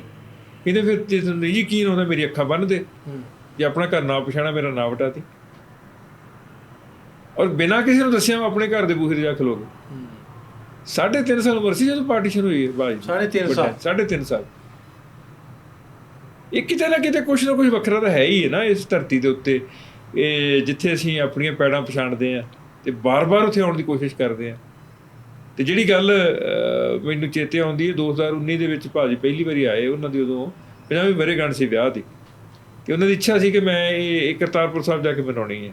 ਉਹ ਆਸਟ੍ਰੇਲੀਆ ਤੋਂ ਚੇਚੇ ਆਏ, ਆ ਕੇ ਉਹਨਾਂ ਨੇ ਪਹਿਲਾਂ ਉੱਥੇ ਆਪਣਾ ਵਿਆਹ ਦੀ ਵਰ੍ਹੇਗੰਢ ਦਾ ਚਾਅ ਪੂਰਾ ਕੀਤਾ, ਮੱਥਾ ਟੇਕਿਆ। ਤੇ ਪਿੰਡ ਵਾਲੇ ਜੀ ਵੀ ਸਾਡੇ ਆਏ ਹੋਏ ਸੀ। ਉਹਨਾਂ ਸੇਵੀਆਂ ਦੀ ਪੋਟਲੀ 1.5 ਕਿਲੋ ਸੇਵੀਆਂ, ਕੋਟਿਆਂ ਦੀ ਜਿਹੜੀਆਂ ਕੋਟਿਆਂ ਵੱਟਦੇ ਨੇ ਆਪਣੀ ਮਾਵਾਂ, ਉਹ ਲੈ ਕੇ ਆਏ। ਸਾਨੂੰ ਸਾਰੇ ਜੀਆਂ ਨੂੰ ਉਹਨਾਂ ਵੰਡੀਆਂ ਜਾ ਕੇ, ਜਿੰਨੇ ਰਿਸ਼ਤੇਦਾਰ ਸੀ। ਮੈਂ ਇੰਨੀਆਂ ਸਵਾਦ ਸਾਰੀ ਜ਼ਿੰਦਗੀ ਸੇਵੀਆਂ ਨਹੀਂ ਖਾਧੀ। ਤੇ ਮੈਂ ਹੁਣ ਵੀ ਉਹਨੂੰ ਸੁਨੇਹਾ ਦਿੱਤਾ, ਮੈਂ ਕਿਹਾ ਵੀ ਗੱਲ ਸੁਣ, ਮੈਂ ਸੇਵੀਆਂ ਜ਼ਰੂਰ ਲੈ ਕੇ ਜਾਣੀਆਂ, ਨਾ ਉਹ ਕਣਕ ਹੈ 47 ਤੋਂ ਪਹਿਲਾਂ ਵਾਲੀ, ਨਾ ਉਹ ਪੋਟੇ ਨੇ, ਸਿਰਫ ਇਹੀ ਹੈ ਨਾ ਕਿ ਸਾਡੇ ਪਿੰਡ ਦੀਆਂ ਨੇ, ਸਾਡੇ ਪਿੰਡ ਦੀਆਂ ਕਿਆ ਬਾਤ, ਪਿੰਡ ਨਹੀਂ ਭੁੱਲਦੇ। ਉਹ ਮੈਂ ਗੱਲ ਕਰਨ ਰਿਹਾ ਸੀ ਵੀ ਮੇਰੇ ਅੱਬਾ ਜੀ ਆਖਣਾ ਨਾ, ਤੇ ਮੈਂ ਹੁਣ ਮੇਰੀ ਇਹ ਵੀ ਉਹਨਾਂ ਦੇ ਜਾਣ ਤੋਂ ਬਾਅਦ ਦੁਨੀਆ ਤੋਂ ਤੁਰ ਗਏ, ਵੀ ਜਾਣ ਤੋਂ ਬਾਅਦ ਬਹੁਤ ਹੀ ਹੋਰ ਸ਼ਿੱਦਤ ਦੇ ਨਾਲ ਖਾਹਿਸ਼ ਹੈ ਵੀ ਉਹਨਾਂ ਦੀ ਅਧੂਰੀ ਖਾਹਿਸ਼ ਪੂਰੀ ਕਰਾਂ, ਵੀ ਆਪਣੀਆਂ ਅੱਖਾਂ ਨਾਲ ਉਹਨਾਂ ਨੂੰ ਪਿੰਡ ਵਿਖਾਵਾਂ। ਤੇ ਉਹ ਅੱਗੇ ਵੀ ਆਖੀਦਾ ਵੀ ਜਿਵੇਂ ਇੰਨੇ ਵਰੇ ਹੋ ਗਏ ਤੁਹਾਨੂੰ, ਤੁਸੀਂ ਪਾਕਿਸਤਾਨ ਆਉਂਦੇ ਹੋ ਤੇ ਪਿੰਡ ਨਹੀਂ ਜਾ ਸਕੇ, ਤੇ ਤੁਸੀਂ ਸਬਰ ਕੀਤਾ ਨਾ, ਤੇ ਇਸ ਵਾਰੀ ਉਹ ਸਬਰ ਦਾ ਸਿਲਾ ਮਿਲਣਾ, ਆਪਾਂ ਪਿੰਡ ਵਿਖਾਉਣਾ ਤੁਹਾਨੂੰ। ਚਲੋ ਮੈਂ ਤਾਂ ਕਹਿੰਦਾ ਬਈ ਇਹਦੇ ਤੇ ਬਖਸ਼ਿਸ਼ ਗੁਰੂ ਨਾਨਕ ਪਾਤਸ਼ਾਹ ਦੀ, ਇਹ ਤੁਹਾਡੀ ਇਸ ਧਰਤੀ ਤੇ ਸਾਡੀਆਂ ਇਤਿਹਾਸ ਦੀਆਂ ਪੈੜਾਂ ਨੇ, ਉਹਨਾਂ ਦੇ ਅੱਗੇ ਸਿਰ ਝੁਕਾਇਆ, ਹਰ ਵਾਰੀ ਇਹੀ ਮੰਗਿਆ ਕਿ ਉਸ ਮਿੱਟੀ ਨੂੰ ਨਤਮਸਤਕ ਹੋ ਸਕਾਂ। ਜਿਹੜਾ ਮੇਰਾ ਬਾਪ ਤਰਸਦਾ ਮਰ ਗਿਆ, ਚਲਾ ਗਿਆ ਦੁਨੀਆ ਤੋਂ, ਤੇ ਉਹਨਾਂ ਰਿਸ਼ਤਿਆਂ ਨੂੰ ਚੇਤੇ ਕਰਦਾ ਕਰਦਾ ਮੇਰਾ ਖਿਆਲ ਹੈ ਵੀ ਜਿੰਨਾ ਮੇਰਾ ਬਾਪ ਤਰਸਿਆ ਤੇ ਤੜਫਿਆ, ਉਵੇਂ ਨਾਸਰ ਜਿਵੇਂ ਤੁਹਾਡੇ ਬਾਪੂ ਜੀ ਆਪਣੇ ਦੱਸਿਆ, ਅੱਬਾ ਤੁਹਾਡੇ ਜਾਨ ਤੁਹਾਡੇ ਇਸ ਤਰ੍ਹਾਂ ਤਰਸੇ ਤੜਫੇ, ਹਰ ਬਾਬਲ ਤੜਫਦਾ, ਹਰ ਅੰਦਰ ਤੜਫਦੀ ਹੈ। ਉਹਦਾ ਕਾਰਨ ਪਤਾ ਕੀ ਹੈ? ਕਾਰਨ ਇਹ ਨਹੀਂ ਹੈਗਾ ਕਿ ਉੱਥੇ ਸੁੱਖ ਨਹੀਂ ਹੈਗਾ, ਇਸ ਕਰਕੇ ਤੜਫਦੀ ਹੈ ਕਿ ਜਦੋਂ ਮੋਹ ਦੀਆਂ ਤੰਦਾਂ ਟੁੱਟਦੀਆਂ ਨਾ, ਰਿਸ਼ਤਿਆਂ ਦੀਆਂ, ਧਰਤੀ ਨਾਲ ਟੁੱਟਣ ਦਾ ਦੁੱਖ ਉਹੀ ਜਾਣਦਾ ਜਿਹਨੇ ਉਜੜ ਕੇ ਵੇਖਿਆ। ਤੇ ਬਾਪੂ ਜੀ ਕਹਿੰਦਾ ਉਜੜਨ ਦਾ ਦੁੱਖ ਤਾਂ ਹੁੰਦਾ ਹੀ ਹੁੰਦਾ, ਵਸਣ ਦਾ ਸਵਾਦ ਵੀ ਉਹਨੂੰ ਹੀ ਪਤਾ ਜਿਹਨੇ ਉਜੜ ਕੇ ਵੇਖਿਆ। ਕਿਆ ਬਾਤ। ਮੈਂ ਗੱਲ ਕਰਨ ਰਿਹਾ ਵੀ ਗਿੱਲ ਸਾਹਿਬ ਜਿਹੜੇ ਆਏ ਨਾ, ਲਾਹੌਰ ਆਏ, ਜਿਹਨੇ ਮੈਂ ਸਟਾਰਟ ਕੀਤੀ ਸੀ ਗੱਲ ਵੀ 10ਵੀਂ ਵਾਰੀ ਆਏ, ਤੇ ਇਹਨਾਂ ਨੇ ਇੱਕ ਉਹ ਆਪਣੀ ਕਲਮ ਦੇ ਰਾਹੀਂ ਗਾਣਾ ਵੀ ਜਿਹੜਾ ਆਪਣੇ ਘਰ ਪਰਦੇਸੀਆਂ ਵਾਂਗੂ, ਉਹ ਵੀ ਲਿਖਿਆ, ਤੇ ਉਹ ਕਿਉਂ ਲਿਖਿਆ ਥੋੜ੍ਹਾ ਜਿਹਾ ਉਹਦੇ 'ਤੇ ਵੀ ਰੋਸ਼ਨੀ ਪਾਇਆ। ਇਹ ਗੱਲ ਮੇਰੇ ਖਿਆਲ ਹੋਣੀ 2016 ਜਾਂ 17 ਦੀ, ਫਖਰੁੱਦੀਨ ਸਾਹਿਬ ਵਾਲੀ ਕਾਨਫਰੰਸ 'ਤੇ ਅਸੀਂ ਆਏ ਸੀ, ਜਿਹਦੇ 'ਚ ਹੁਣ ਵੀ ਆਏ ਆ। ਤੇ ਸਾਡਾ ਵੀਜ਼ਾ ਨਨਕਾਣਾ ਸਾਹਿਬ ਦਾ ਨਹੀਂ ਸੀ ਲੱਗਿਆ ਉਦੋਂ। ਸਾਨੂੰ ਆਸ ਦਵਾਈ ਗਈ ਕਿ ਜਾ ਕੇ ਲਾਹੌਰ ਗਵਰਨਮੈਂਟ ਦਾ ਕੋਈ ਅਧਿਕਾਰ ਖੇਤਰ ਹੁੰਦਾ, ਜਿਹੜੇ ਐਕਸਟੈਂਡ ਕਰ ਦਿੰਦੇ ਨੇ ਵੀਜ਼ਾ, ਤੇ ਅਰੇਂਜ ਹੋ ਜਾਏਗਾ। ਜਿਸ ਦਿਨ ਅਸੀਂ ਪਹੁੰਚੇ, ਉਹਨਾਂ ਦਿਨਾਂ ਦੇ ਵਿੱਚ ਹੀ ਸ਼ਾਇਦ ਟਰਕੀ ਦਾ ਰਾਸ਼ਟਰਪਤੀ ਸੀ ਕਿ ਪ੍ਰਧਾਨ ਮੰਤਰੀ ਸੀ, ਉਹ ਵਿਜ਼ਿਟ 'ਤੇ ਸੀ ਪਾਕਿਸਤਾਨ ਦੀ, ਤੇ ਸਾਰੀ ਗਵਰਨਮੈਂਟ ਮਸ਼ੀਨਰੀ ਉਹਦੀ ਆਓ ਭਗਤ 'ਤੇ ਲੱਗੀ ਹੋਈ ਸੀ। ਉਹ ਫਾਈਲ ਹੀ ਨਹੀਂ ਕਲੀਅਰ ਹੋ ਸਕੀ ਸਾਡੀ ਕਿ ਅਸੀਂ ਨਨਕਾਣਾ ਸਾਹਿਬ ਜਾ ਸਕੀਏ। ਫਿਰ ਮੈਂ ਇੱਕ ਗਜ਼ਲ ਲਿਖੀ, ਜਿਹਨੂੰ ਤੁਸੀਂ ਗੀਤ ਦੇ ਰੂਪ 'ਚ ਰਿਕਾਰਡ ਕੀਤਾ, ਕਿ ਆਪਣੇ ਘਰ ਪਰਦੇਸੀਆਂ ਵਾਂਗੂ ਪਰਤਣ ਦਾ ਅਹਿਸਾਸ ਕਿਉਂ ਹੈ? ਮੈਂ 47 ਮਗਰੋਂ ਜੰਮਿਆ, ਮੇਰੇ ਪਿੰਡੇ ਲਾਸ ਕਿਉਂ? ਸ਼ਹਿਰ ਲਾਹੌਰ 'ਚ ਆ ਕੇ ਜੇ ਨਨਕਾਣੇ ਵੀ ਮੈਂ ਜਾ ਨਹੀਂ ਸਕਦਾ, ਤਾਗਲ ਵਕੜੀ ਪਾ ਕੇ ਮਿਲਦਾ ਸਤਲੁਜ ਨਾਲ ਬਿਆਸ ਕਿਉਂ? ਸਾਡੇ ਪਿੰਡ ਦੀ ਸੰਤੀ ਵਰਗਾ ਮੈਲਾ ਸੂਟ ਅਨਾਇਤਾਂ ਪਾਇਆ, ਇੱਕੋ ਜਿਹੇ ਸੂਟ ਵੀ ਇੱਕੋ ਜਿਹੇ ਨੇ, ਪੌਣੀ ਸਦੀ ਗਵਾਚਣ ਮਗਰੋਂ ਇੱਕੋ ਜਿਹਾ ਲਿਬਾਸ ਕਿਉਂ ਹੈ? ਰਹਿਮਤ ਅਲੀ, ਸਰਾਬਾ, ਬਿਸਮਿਲ, ਇੱਕੋ ਫਾਂਸੀ ਇੱਕੋ ਗੋਲੀ, ਇੱਕੋ ਰੱਸਾ ਇੱਕੋ ਫਾਂਸੀ। ਦੇਸ਼ ਆਜ਼ਾਦ ਹੋਣ ਤੋਂ ਮਗਰੋਂ ਵੱਖੋ ਕਿਤਾਸ ਕਿਉਂ ਹੈ? ਪਹਿਲਾਂ ਤਾਂ ਇੱਕੋ ਜਿਹਾ ਸੀ, ਹੁਣ ਬਦਲ ਕਿਉਂ ਗਿਆ? ਮਤਲਬ ਤੁਸੀਂ ਵੇਖੋ ਨਾ ਕਿ ਰਹਿਮਤ ਅਲੀ ਵਜੀਦ ਕੇ, ਬਰਨਾਲੇ ਦੇ ਕੋਲ ਪਿੰਡ ਹੈ ਵਜੀਦ ਕੇ, ਉਹ ਵੀ ਗਦਰ ਪਾਰਟੀ ਦਾ ਸੂਰਮਾ। ਮੌਲਵੀ ਬਰਕਤੁੱਲਾ, ਇਨ ਐਗਜ਼ਾਈਲ ਗਵਰਨਮੈਂਟ ਜਿਹੜੀ ਬਣਦੀ ਹੈ ਅਮਰੀਕਾ ਦੇ ਵਿੱਚ, ਸੈਨ ਫਰਾਂਸਿਸਕੋ ਦੇ ਵਿੱਚ, ਉਹਦਾ ਪ੍ਰਧਾਨ ਮੰਤਰੀ ਹੈ। ਉਹਦੀ ਕਬਰ ਉੱਥੇ ਸੈਕਰਾਮੈਂਟੋ 'ਚ ਹੈ, ਜਿੱਥੇ ਸਿਰ ਝੁਕਾ ਕੇ ਮੈਂ 2 ਵਾਰ ਆਇਆ। ਸਾਡੇ ਕੋਲ ਜੰਗੇ ਆਜ਼ਾਦੀ ਦੇ ਸੂਰਮਿਆਂ ਦੇ ਵਿੱਚ ਇੱਕੋ ਵੇਲੇ ਹੀ 16 ਨਵੰਬਰ 1915 ਨੂੰ ਲਾਹੌਰ ਦੀ ਜੇਲ੍ਹ 'ਚ ਪਹਿਲੀ ਫਾਂਸੀ ਲੱਗਣ ਵਾਲੇ ਪਹਿਲੇ ਗਦਰ ਪਾਰਟੀ ਦੇ ਸੂਰਮੇ ਸ਼ਹੀਦ ਕਰਤਾਰ ਸਿੰਘ ਸਰਾਭਾ ਦੇ ਨਾਲ ਜਗਤ ਸਿੰਘ, ਪਿੰਡ ਸੁਰ ਸਿੰਘ, ਜ਼ਿਲ੍ਹਾ ਤਰਨਤਾਰਨ ਹੁਣ ਹੋ ਗਿਆ, ਪਹਿਲਾਂ ਅੰਮ੍ਰਿਤਸਰ ਸੀ, ਉਸੇ ਹੀ ਜ਼ਿਲ੍ਹੇ ਦੇ, ਅੰਮ੍ਰਿਤਸਰ ਜ਼ਿਲ੍ਹੇ ਦੇ ਪਿੰਡ ਗਿੱਲ ਵਾਲੀ, ਜਿਹਨੂੰ ਗਰਵਾਲੀ ਕਹਿੰਦੇ ਨੇ, ਗੁਰੂ ਵਾਲੀ ਵੀ ਕਹਿੰਦੇ ਨੇ, ਉੱਥੋਂ ਦੇ 3 ਦੇਸ਼ ਭਗਤ ਸੂਰਮੇ ਨਾਲ ਫਾਂਸੀ ਲੱਗਦੇ ਨੇ ਸਰਾਭੇ ਦੇ ਨਾਲ। ਭਾਈ ਸੁਰੈਣ ਸਿੰਘ ਵੱਡਾ, ਭਾਈ ਸੁਰੈਣ ਸਿੰਘ ਛੋਟਾ ਤੇ ਭਾਈ ਬਖਸ਼ੀਸ਼ ਸਿੰਘ। ਉਹਨਾਂ ਦੇ ਨਾਲ ਹੀ ਸਿਆਲਕੋਟ ਦੇ ਪਿੰਡ ਭੱਟੀ ਗੁਰਾਇਆ ਦਾ ਭਾਈ ਹਰਨਾਮ ਸਿੰਘ ਫਾਂਸੀ ਲੱਗਦਾ। ਉਹਨਾਂ ਦੇ ਨਾਲ ਹੀ ਮਹਾਰਾਸ਼ਟਰ ਦਾ ਪੂਨੇ ਦੇ ਨੇੜੇ ਪਿੰਡ ਹੈ ਉਹਦਾ, ਵਿਸ਼ਨੂੰ ਗਣੇਸ਼ ਪਿੰਗਲੇ, ਉਹ ਫਾਂਸੀ ਲੱਗਦਾ। ਉਦੋਂ ਅੱਗੋਂ ਚੱਲੋ ਸ਼ਹੀਦ ਭਗਤ ਸਿੰਘ ਦੇ ਨਾਲ ਲੁਧਿਆਣੇ ਦਾ ਜੰਮਿਆ ਜਾਇਆ ਖੱਤਰੀਆਂ ਦਾ ਮੁੰਡਾ, ਥਾਪਰਾਂ ਦਾ, ਲੈਲਪੁਰ ਦੀ ਮਿੱਟੀ ਤੇ ਪਲਿਆ, ਜਵਾਨ ਹੋਇਆ। ਸ਼ਹੀਦ ਸੁਖਦੇਵ ਭਗਤ ਸਿੰਘ ਦੇ ਨਾਲ ਫਾਂਸੀ ਚੜ੍ਹਦਾ, ਤੇ ਇੱਕ ਮਰਾਠਾ ਰਾਜਗੁਰੂ ਨਾਲ ਫਾਂਸੀ ਚੜ੍ਹਦਾ। ਜਿੰਨੀਆਂ ਗੁਪਤ ਮੀਟਿੰਗਾਂ ਨੇ ਉਹ ਲਾਹੌਰ 'ਚ ਹੁੰਦੀਆਂ ਰਹੀਆਂ ਨੇ, ਜੰਗੇ ਆਜ਼ਾਦੀ ਦੀਆਂ ਜਿੰਨੀਆਂ ਵੀ ਨੇ। ਜੇ ਸੰਪੂਰਨ ਸਵਰਾਜ ਦਾ ਰੈਜ਼ੋਲੂਸ਼ਨ ਪਾਸ ਹੁੰਦਾ ਤੇ ਰਾਵੀ ਦੇ ਕੰਢੇ ਤੇ ਹੁੰਦਾ। ਜੇ ਆਜ਼ਾਦ ਸੁਪਨਾ ਸਾਡੇ ਧਰਤੀ ਤੇ ਪੰਜਾਬੀਆਂ ਦੇ ਮਨ 'ਚ ਕਦੇ ਕੋਈ ਜਾਗਦਾ ਹੈ ਤਾਂ ਰਣਜੀਤ ਸਿੰਘ ਨੂੰ ਚੇਤੇ ਕਰਦੇ ਆ। ਕੱਲ੍ਹ ਮੈਨੂੰ ਇੱਕ ਪਿਸ਼ੌਰ ਤੋਂ ਆਇਆ ਦੋਸਤ ਮਿਲਿਆ ਹੋਟਲ ਦੇ ਵਿੱਚ ਹੀ, ਮੈਨੂੰ ਕਹਿਣ ਲੱਗਿਆ ਤੁਸੀਂ ਪਿਸ਼ੌਰ ਦਾ ਨਾਂ ਸੁਣਿਆ? ਮੈਂ ਕਿਹਾ ਨਾਂ ਸੁਣ ਲਓ, ਕਿ ਸਾਡੇ ਵੱਡਿਆਂ ਦਾ ਰਾਜ ਰਿਹਾ ਉੱਥੇ। ਉਹ ਕਹਿੰਦੇ ਤੁਹਾਡੇ ਵੱਡੇ ਕੌਣ ਸੀ? ਮੈਂ ਕਿਹਾ ਰਣਜੀਤ ਸਿੰਘ ਸਾਡਾ ਪੁਰਖਾ ਸੀ। ਹੁਣ ਨਾ ਤਾਂ ਰਣਜੀਤ ਸਿੰਘ ਨਾਲ ਰਿਸ਼ਤੇਦਾਰੀ ਕੋਈ ਮੇਰੀ, ਨਾ ਹੀ ਕੋਈ ਉਣਸਿਆ, ਪਰ ਇੱਕ ਸਵੈਮਾਨ ਦਾ ਰਿਸ਼ਤਾ ਤਾਂ ਹੈ ਨਾ, ਉਹ ਤਾਂ ਤੁਹਾਡੇ ਮੁਸਲਮਾਨ ਭਰਾਵਾਂ ਨੂੰ ਹੈਗਾ। ਮੈਂ ਗੱਲ ਦੱਸ ਰਿਹਾ ਸੀ, ਇੱਕ ਦੋਸਤ ਸਵੇਰੇ ਕੱਲ ਮੱਥਾ ਟੇਕ ਕੇ ਆਇਆ, ਸਿਰ ਝੁਕਾ ਕੇ ਆਇਆ ਦੁੱਲੇ ਭੱਟੀ ਦੇ ਬਾਜ਼ਾਰ ਤੇ ਮੈਣੀ ਸਾਹਿਬ, ਤੇ ਮੈਨੂੰ ਕਹਿਣ ਲੱਗੇ ਮੈਂ ਇਸ ਧਰਤੀ ਦਾ ਪਹਿਲਾ ਸੂਰਮਾ ਹੈ ਜਿਹਨਾਂ ਨੇ 3 ਪੁਸ਼ਤਾਂ ਕੁਰਬਾਨੀਆਂ ਦਿੱਤੀਆਂ। ਬਾਬੇ ਸਾਂਦਲ ਨੇ ਦਿੱਤੀ ਪਹਿਲਾਂ, ਜਿਹਦੇ ਨਾਂ ਤੇ ਸਾਂਦਲ ਬਾਹਰ ਹੈ। ਫਿਰ ਮੈਂ ਕਿਹਾ ਪੁੱਤਰ ਫਰੀਦ ਨੇ ਦਿੱਤੀ, ਤੇ ਫਿਰ ਮੈਂ ਕਿਹਾ ਦੁੱਲੇ ਨੇ ਦਿੱਤੀ।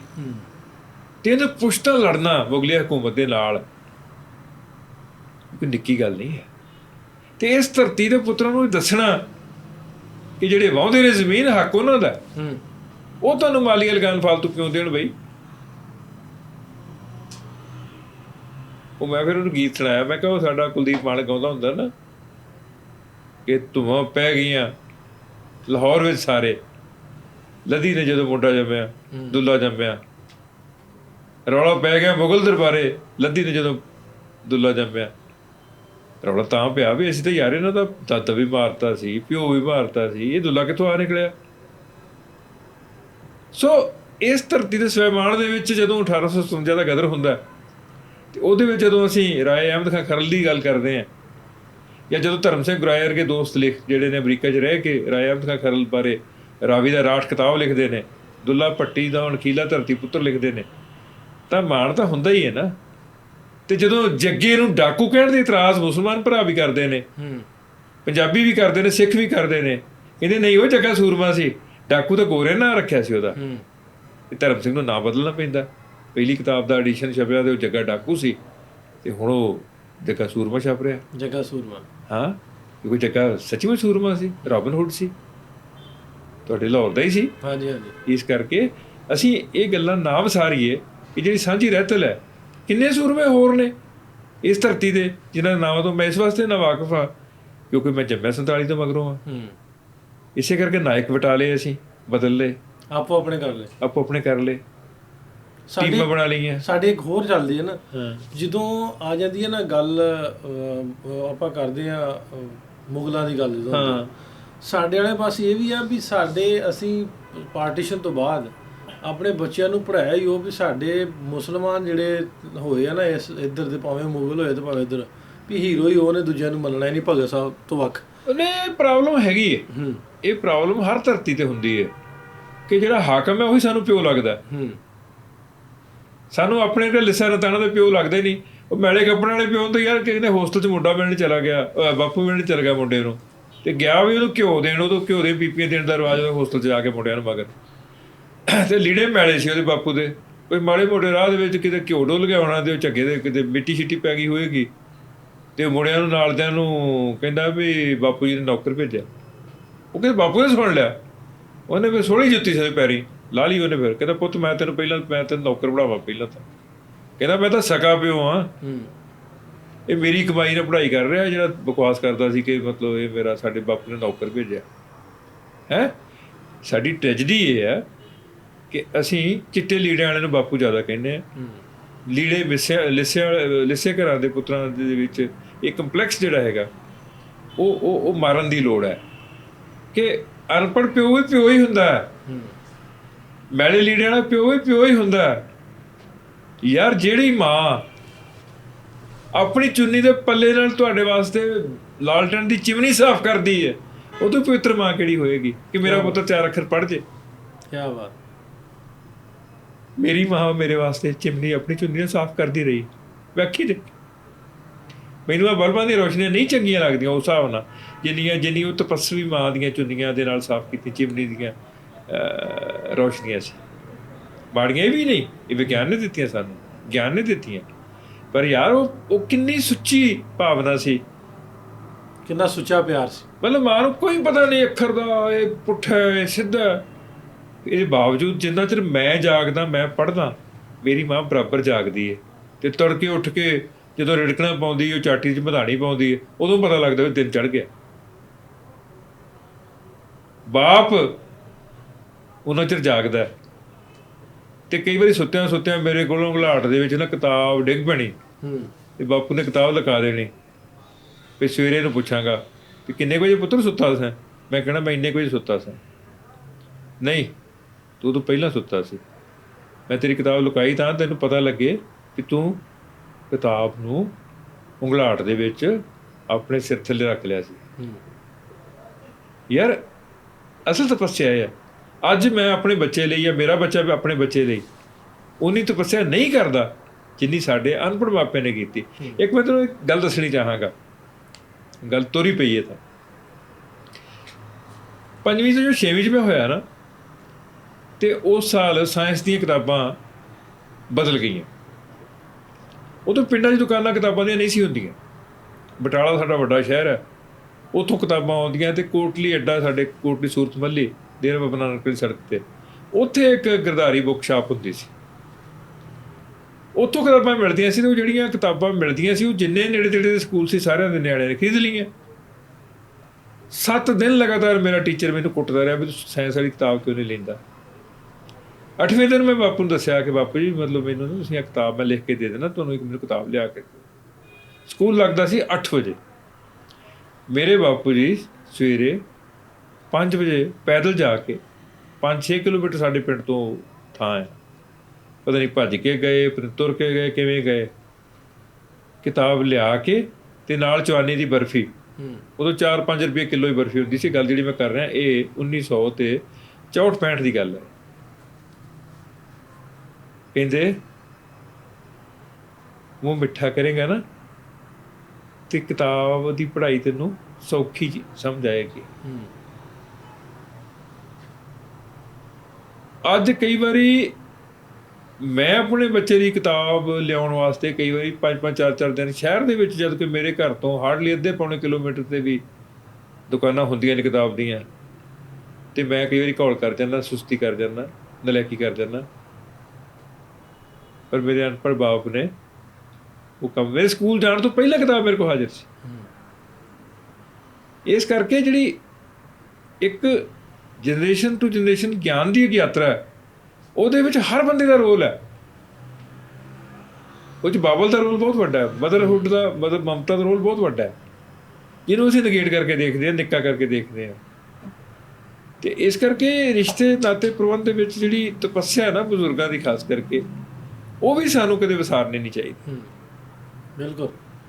ਗੱਲਾਂ ਹੁੰਦੀਆਂ ਸੀ ਗਿੱਲ ਸਾਹਿਬ ਕਿ ਜਿਵੇਂ ਤੁਸੀਂ ਤੇ 1964-65 'ਚ ਪੜ੍ਹਦੇ ਸੋ ਤੇ 54 'ਚ ਜੰਮੇ, 53 'ਚ, ਤੇ ਮੈਂ ਮੇਰੀ ਪੈਦਾਇਸ਼ ਹੈ ਹੁਣ 39 ਸਾਲਾਂ ਦਾ, ਮਤਲਬ ਵੀ ਅਸੀਂ ਕੀਤੀ ਗ੍ਰੈਜੂਏਸ਼ਨ 2005-6 'ਚ ਆ ਗਏ। ਵੀ ਮੇਰੇ ਮਾਪੇ ਵੀ ਜਿਹੜੇ ਉਹ ਇੰਨੇ ਪੜ੍ਹੇ ਲਿਖੇ ਨਹੀਂ ਸੀ। ਮੇਰੇ ਚਾਚੇ ਚੂਚੇ ਤੇ ਦੂਜੇ ਚਾਚੀ ਹੋਣੀ ਸਾਰੇ ਪੜ੍ਹੇ ਲਿਖੇ ਸੀ। ਅੱਬਾ ਜੀ ਕਰਦੇ ਸੀ ਇਕੱਲੀ ਵਾਈ, ਉਹਨਾਂ ਨੂੰ ਇੰਨਾ ਪਤਾ ਨਹੀਂ ਸੀ ਹੁੰਦਾ। ਲੇਕਿਨ ਇਹ ਜ਼ਰੂਰ ਹੁੰਦਾ ਸੀ ਵੀ ਉਹਨਾਂ ਖਰਚਾ ਪਾਣੀ ਪੂਰਾ ਦੇਣਾ, ਮੇਰੇ 'ਤੇ ਪੂਰਾ ਹੱਥ ਰੱਖਣਾ ਵੀ ਦੂਜੇ ਘੱਟ ਪੜ੍ਹਦੇ ਆ, ਮੈਨੂੰ ਚੋਰੀ ਵੀ ਦੇ ਦੇਣੇ ਪੈਸੇ ਵੀ ਉਹ ਕੁਛ ਸ਼ੈ ਲਿਆਉਣੀ ਤੇ ਲੈ ਆ। ਅਸੀਂ ਉਹ ਪੈਨਸਲ ਜੇ 5 ਦੀ ਹੋਣੀ ਤੇ ਆਖਣਾ 50 ਦੀ ਹੋਣੀ, ਉਹਨਾਂ ਵੀ ਇਹ ਏਡੀ ਮਹਿੰਗੀ ਕਿਉਂ ਹੋਈ। ਤੇ ਇਹ ਵੀ ਸਾਡੇ ਮਾਪੇ ਤੇ ਕਰਦੇ ਰਹੇ ਬਹੁਤ, ਤੇ ਉਹ ਕੋਸ਼ਿਸ਼ ਕਰਦੇ ਰਹੇ ਹੁੰਦੇ। ਉਹ ਇੱਕ ਗੱਲ ਨਹੀਂ ਸੁਣੋ ਬਲਾਟਿੰਗ ਪੇਪਰ ਵਾਲੀ, ਉਹ ਅੱਗੇ ਸਿਆਹੀ ਚੂਸ ਹੁੰਦਾ ਸੀ, ਤੁਹਾਨੂੰ ਯਾਦ ਹੋਣਾ? ਹਾਂਜੀ ਹਾਂਜੀ। ਜਦੋਂ ਆਪਾਂ ਲੈਂਦੇ ਸੀ ਦਵਾਤ ਚੋਂ ਡੋਬਾ ਲੈ ਕੇ ਤੇ ਲਿਖਦੇ ਹੁੰਦੇ ਸੀ, ਤੇ ਉਹ ਕਈ ਵਾਰੀ ਉਹ ਨਾ ਜ਼ਿਆਦਾ ਸਿਆਹੀ ਲੱਗ ਜਾਂਦੀ ਸੀ, ਤੇ ਫਿਰ ਸਿਆਹੀ ਚੂਸ ਨਾਲ ਉਹਨੂੰ ਅਸੀਂ ਚੂਸ ਲੈਂਦੇ ਸੀ। ਉਹਨੂੰ ਬਲਾਟਿੰਗ ਪੇਪਰ ਕਹਿੰਦੇ ਸੀ। ਤੇ ਉਹ ਬਾਪੂ ਨੂੰ ਕਹਿੰਦਾ ਬਾਪੂ ਮੈਂ ਬਲਾਟਿੰਗ ਪੇਪਰ ਲੈਣਾ। ਕਹਿੰਦਾ ਪੁੱਤ ਕਿੰਨੇ ਕੁ ਦਾ? ਕਹਿੰਦਾ 5 ਰੁਪਏ ਦਾ ਆਉਂਦਾ। ਹੁਣ 5 ਰੁਪਏ ਰਕਮ ਸੀ ਉਹਦੇ ਬਾਪੂ ਵਾਸਤੇ ਤਾਂ। ਕਹਿੰਦੇ ਪੁੱਤ ਇੰਨਾ ਮਹਿੰਗਾ ਸਵਾਲਾ ਨਹੀਂ ਕੋਈ ਹੁੰਦਾ। ਨਹੀਂ ਬਾਪੂ ਬਾਹਰੋਂ ਆਉਂਦਾ ਬਣ ਕੇ ਹੈ। ਹੁਣ ਦੱਸੋ ਮੈਨੂੰ ਵੀ ਸਾਦਗੀ ਤੇ ਬਾਪੂ ਦੀ ਲੁੱਟ ਲਈ ਉਹਨੇ, ਪਰ ਬਾਅਦ ਰੂਹ ਤੇ ਭਾਰ ਪਿਆ, ਜਾ ਕੇ ਤੇ ਰੁਪਈਆ ਮੋੜ ਦਿੱਤਾ। ਨਹੀਂ ਬਾਪੂ ਚੌਂ 'ਚ ਹੀ ਸਰ ਗਿਆ। ਤੇ ਮੈਨੂੰ ਪਤਾ ਵੀ ਉਦੋਂ ਮੇਰੇ 98 ਜਾਂ 94 ਦਾ ਹੁੰਦਾ ਸੀ ਉਹ। ਇਸ ਤਰ੍ਹਾਂ ਚੱਲਦਾ ਰਿਹਾ। ਸਾਦਗੀ ਤਾਂ ਬਜ਼ੁਰਗਾਂ ਦੀ ਹੈ ਹੀ ਸੀ। ਬਜ਼ੁਰਗਾਂ ਦੀ ਸਾਦਗੀ ਹੈ ਕਿ ਪੜ੍ਹੇ ਲਿਖੇ ਨਾ ਹੋਣ ਦੇ ਬਾਵਜੂਦ ਇਹ ਹੁੰਦਾ ਵੀ ਚਲੋ ਬੱਚੇ ਪੜ੍ਹਨਗੇ, ਕਿਸੇ ਕੋਈ ਸੁਧਾਰ ਹੋ ਸਾਡੇ। ਤੁਹਾਨੂੰ ਦੱਸਦਾ ਗੱਲ, ਮੇਰੇ ਬਾਪੂ ਜੀ ਇੱਕ ਵਾਰ ਲੁਧਿਆਣੇ ਆਏ ਹੋਏ। ਮੇਰੇ ਵੱਡੇ ਭਾਈ ਸਾਹਿਬ ਜਦੋਂ ਲੁਧਿਆਣੇ ਆਏ ਨੇ ਨਾ ਪੜ੍ਹਨ ਵਾਸਤੇ, ਬਾਅਦ 'ਚ ਪੜ੍ਹਾਉਣ ਵਾਸਤੇ ਵੀ ਇੱਥੇ ਰਹੇ, ਤੇ ਮੈਂ ਵੀ ਉਹਨਾਂ ਦੇ ਕੋਲ ਹੀ ਪੜ੍ਹਨ ਵਾਸਤੇ 71 'ਚ 1971 'ਚ ਆਇਆ। ਤੇ ਉਹ ਮੈਨੂੰ ਕਈ ਕਹਿਣਗੇ ਆਪ ਜੀ ਨੇ ਉਚੇਰੀ ਸਿੱਖਿਆ ਵਾਸਤੇ ਲੁਧਿਆਣੇ ਦੀ ਚੋਣ ਕੀਤੀ। ਮੈਂ ਕਾਹਨੂੰ? ਮੈਂ ਕਿਹਾ ਜੁੱਤੀਆਂ ਤੋਂ ਡਰਦੇ ਆਇਆ ਸੀ। ਪਹਿਲਾਂ ਤਾਂ ਪਿੰਡ ਮੈਂ ਪੰਗਾ ਪੈ ਗਿਆ, ਤੇ ਉਹ ਮੈਂ ਘਰਦਿਆਂ ਨੇ ਕਿਹਾ ਵੀ ਦਫਾ ਕਰੋ ਉਹਨੂੰ, ਵੱਡੇ ਭਰਾ ਕੋਲ ਉਹਦਾ ਛਿੱਤਰ ਤਗੜਾ, ਉਹਨੂੰ ਆਪੇ ਬੰਦਾ ਬਣਾਏਗਾ। ਹੁਣ ਮੈਨੂੰ ਪਤਾ ਨਹੀਂ ਬੰਦਾ ਬਣਿਆ ਕਿ ਨਹੀਂ ਬਣਿਆ, ਇਹ ਤਾਂ ਮੈਨੂੰ ਹੁਣ ਤੱਕ ਨਹੀਂ ਪਤਾ ਲੱਗਿਆ। ਪਰ ਇਹ ਆ ਵੀ ਮੈਨੂੰ ਰਾਦਾ ਦਫਾ ਕੀਤਾ ਸੀ ਘਰਦਿਆਂ ਨੇ ਵੀ ਲੁਧਿਆਣੇ ਨੂੰ ਦਫਾ ਕਰੋ, ਵੀ ਇਹ ਪਿੰਡ ਪੰਗੇ ਪਾਉਂਦਾ। ਚਲੋ ਹੋਈ ਗੱਲ, ਬੀਤੀ ਗੱਲ। ਇੱਕ ਵਾਰ ਬਾਪੂ ਜੀ ਸਾਡੇ ਕੋਲ ਆਏ ਹੋਏ, ਤੇ ਬਾਪੂ ਜੀ ਨੂੰ ਆਦਤ ਸੀ, ਸ਼ੌਕ ਸੀ ਰਾਦਰ, ਕਿ ਮੈਂ ਨਾ ਪੜ੍ਹਿਆ ਲਿਖਿਆ ਜਾਪਾਂ ਵੀ ਲੱਗਾ ਵੇਖਾਂ ਲੱਗਾ ਮੈਂ। ਉਹ ਚਿੱਟੇ ਲੀੜੇ ਪਾਉਂਦੇ ਸੀ ਹਮੇਸ਼ਾ, ਚਿੱਟੇ ਦੁੱਧ ਚਿੱਟੇ। ਮੈਂ ਉਹਨਾਂ ਦੀ ਜ਼ਿੰਦਗੀ 'ਚ ਕੋਈ ਰੰਗਦਾਰ ਕੱਪੜਾ ਪਾਇਆ ਨਹੀਂ ਵੇਖਿਆ, ਨਾ ਚਾਦਰਾ, ਨਾ ਕੁੜਤਾ, ਨਾ ਪੱਗ।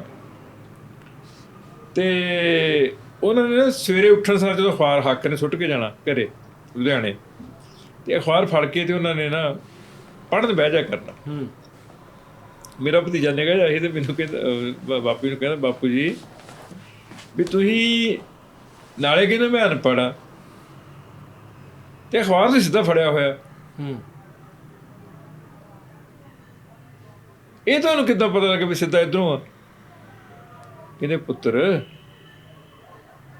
ਮੈਂ ਅਨਪੜ੍ਹ ਹਾਂ, ਬੇਵਕੂਫ ਨਹੀਂ। ਕਹਿੰਦੇ ਮੈਂ ਫੋਟੋਆਂ ਦੇਖ ਲੈਂਦਾ, ਫੋਟੋ ਸਿੱਧੀਆਂ ਕਿੱਧਰੋਂ ਨੇ, ਸਿੱਧੀਆਂ ਕਿੱਧਰੋਂ, ਕਿਹੜੇ ਪਾਸੇ ਹੋਣੀ।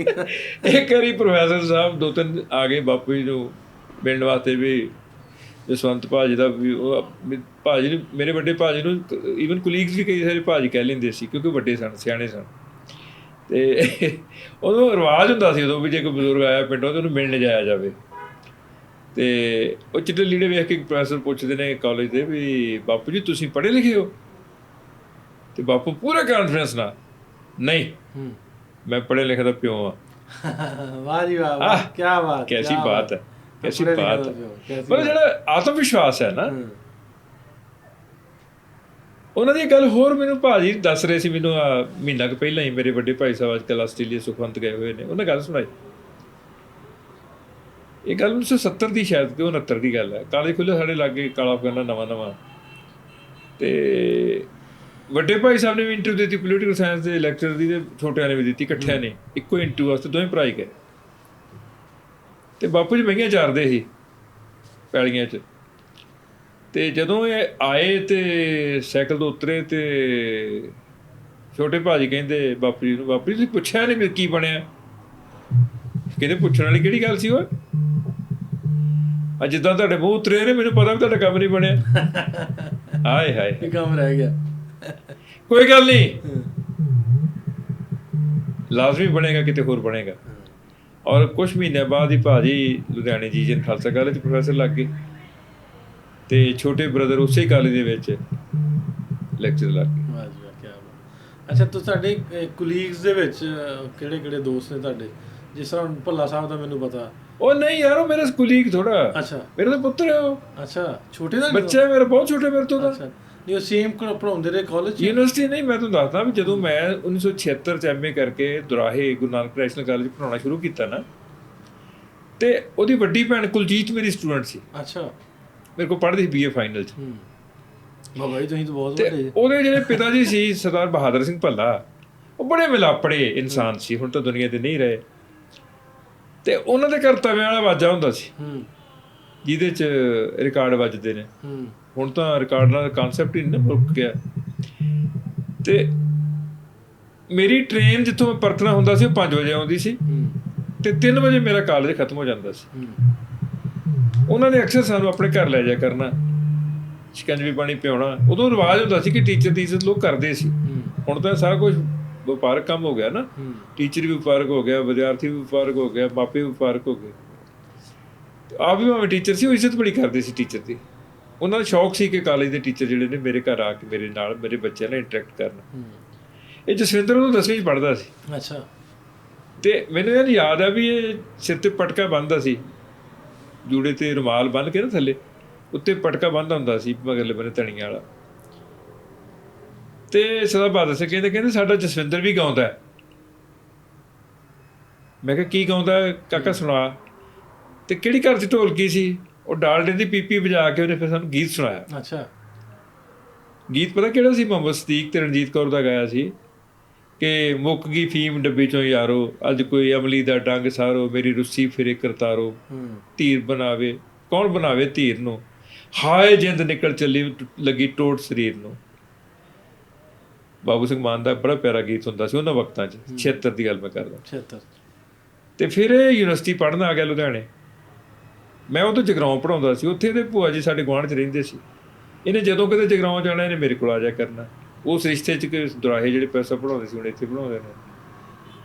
ਉਦੋਂ ਬਾਅਦ 'ਚ ਮੈਂ ਜਦੋਂ 83 'ਚ ਯੂਨੀਵਰਸਿਟੀ ਆ ਗਿਆ, ਉਦੋਂ MSc ਕਰਦਾ ਸੀ। ਬਾਲਮੁਕੰਦ ਸ਼ਰਮਾ ਜਿਹੜਾ ਇਹਦੇ ਨਾਲ ਭਤੀਜ ਬਣਦਾ ਰਿਹਾ ਛਣਕਾਟਾ ਦੇ ਵਿੱਚ। ਔਰ ਤੁਰਦੇ ਤੁਰਦੇ ਕਹਾਣੀ ਇੱਥੋਂ ਤੱਕ ਪਹੁੰਚੀ ਕਿ 1988 'ਚ ਅਸੀਂ ਇਹਨਾਂ ਦੀ ਪਹਿਲੀ ਆਡੀਓ ਕੈਸਟ ਛਣਕਾਟਾ ਉਹ ਮੋਹਨ ਸਿੰਘ ਫਾਊਂਡੇਸ਼ਨ ਵੱਲੋਂ ਤਿਆਰ ਕੀਤੀ। ਤੇ ਇੱਕ ਦਿਨ ਦੇ ਵਿੱਚ ਹੀ 2000 ਕਾਪੀ ਅਸੀਂ ਮੇਲੇ 'ਚ ਹੀ ਵੇਚ ਦਿੱਤੀ। ਉਦੋਂ ਬਾਅਦ ਫਿਰ ਚੱਲ ਸੋ ਚੱਲ ਫਿਰ ਫਿਲਮਾਂ ਵਾਲਿਆਂ ਬੋਚ ਲਿਆ ਤਿਆਰ।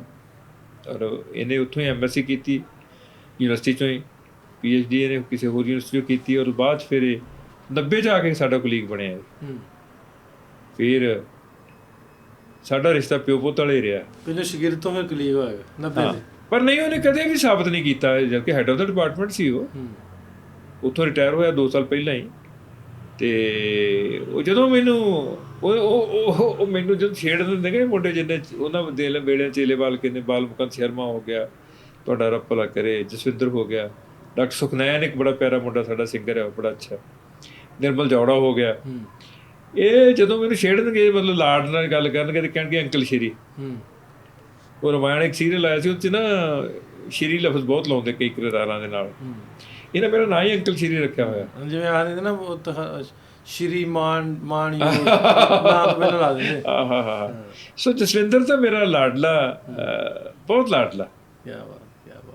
ਅੱਛਾ ਗਿੱਲ ਸਾਹਿਬ, ਪਿੰਡ ਜਿਹੜਾ ਆਪਣਾ ਜਿੱਥੇ ਆਪਾਂ ਜਾਣਾ ਵੀ ਹੁਣ ਕੁਛ ਦਿਨ ਤੱਕ, 23 ਤਰੀਕ ਨੂੰ ਆਪਾਂ ਜਾਣਾ ਵੀ, ਪੋਡਕਾਸਟ ਆਪਾਂ ਰਿਕਾਰਡ ਕਰਨੇ ਅੱਜ 19 ਹੋ ਗਈ ਹੈ। ਤੇ ਉਹ ਪਿੰਡ ਬਾਰੇ ਤੁਹਾਨੂੰ ਦੱਸੋ, ਬਾਪੂ ਜੀ ਹੋਣਾ ਕੋਲ ਕੀ ਕੀ ਸੁਣਿਆ, ਤੇ ਹੁਣ ਉਹ ਕਿਹੜੀ ਚੀਜ਼ ਹੈ ਵੀ ਜਿਹੜੀ ਇੰਨੇ ਸਾਲ ਹੋ ਗਏ ਵੀ ਖਾਏ ਸੀ ਵੀ ਪਿੰਡ ਜਾ ਕੇ ਵੇਖਣੀ ਆ, ਉਹਨਾਂ ਲੋਕਾਂ ਨੂੰ ਮਿਲਣਾ, ਕਿਹਨੂੰ ਮਿਲਣਾ। ਜਿਹੜੀ ਸਾਂਝੀ ਰਹਿਤਲ ਸੀ ਨਾ,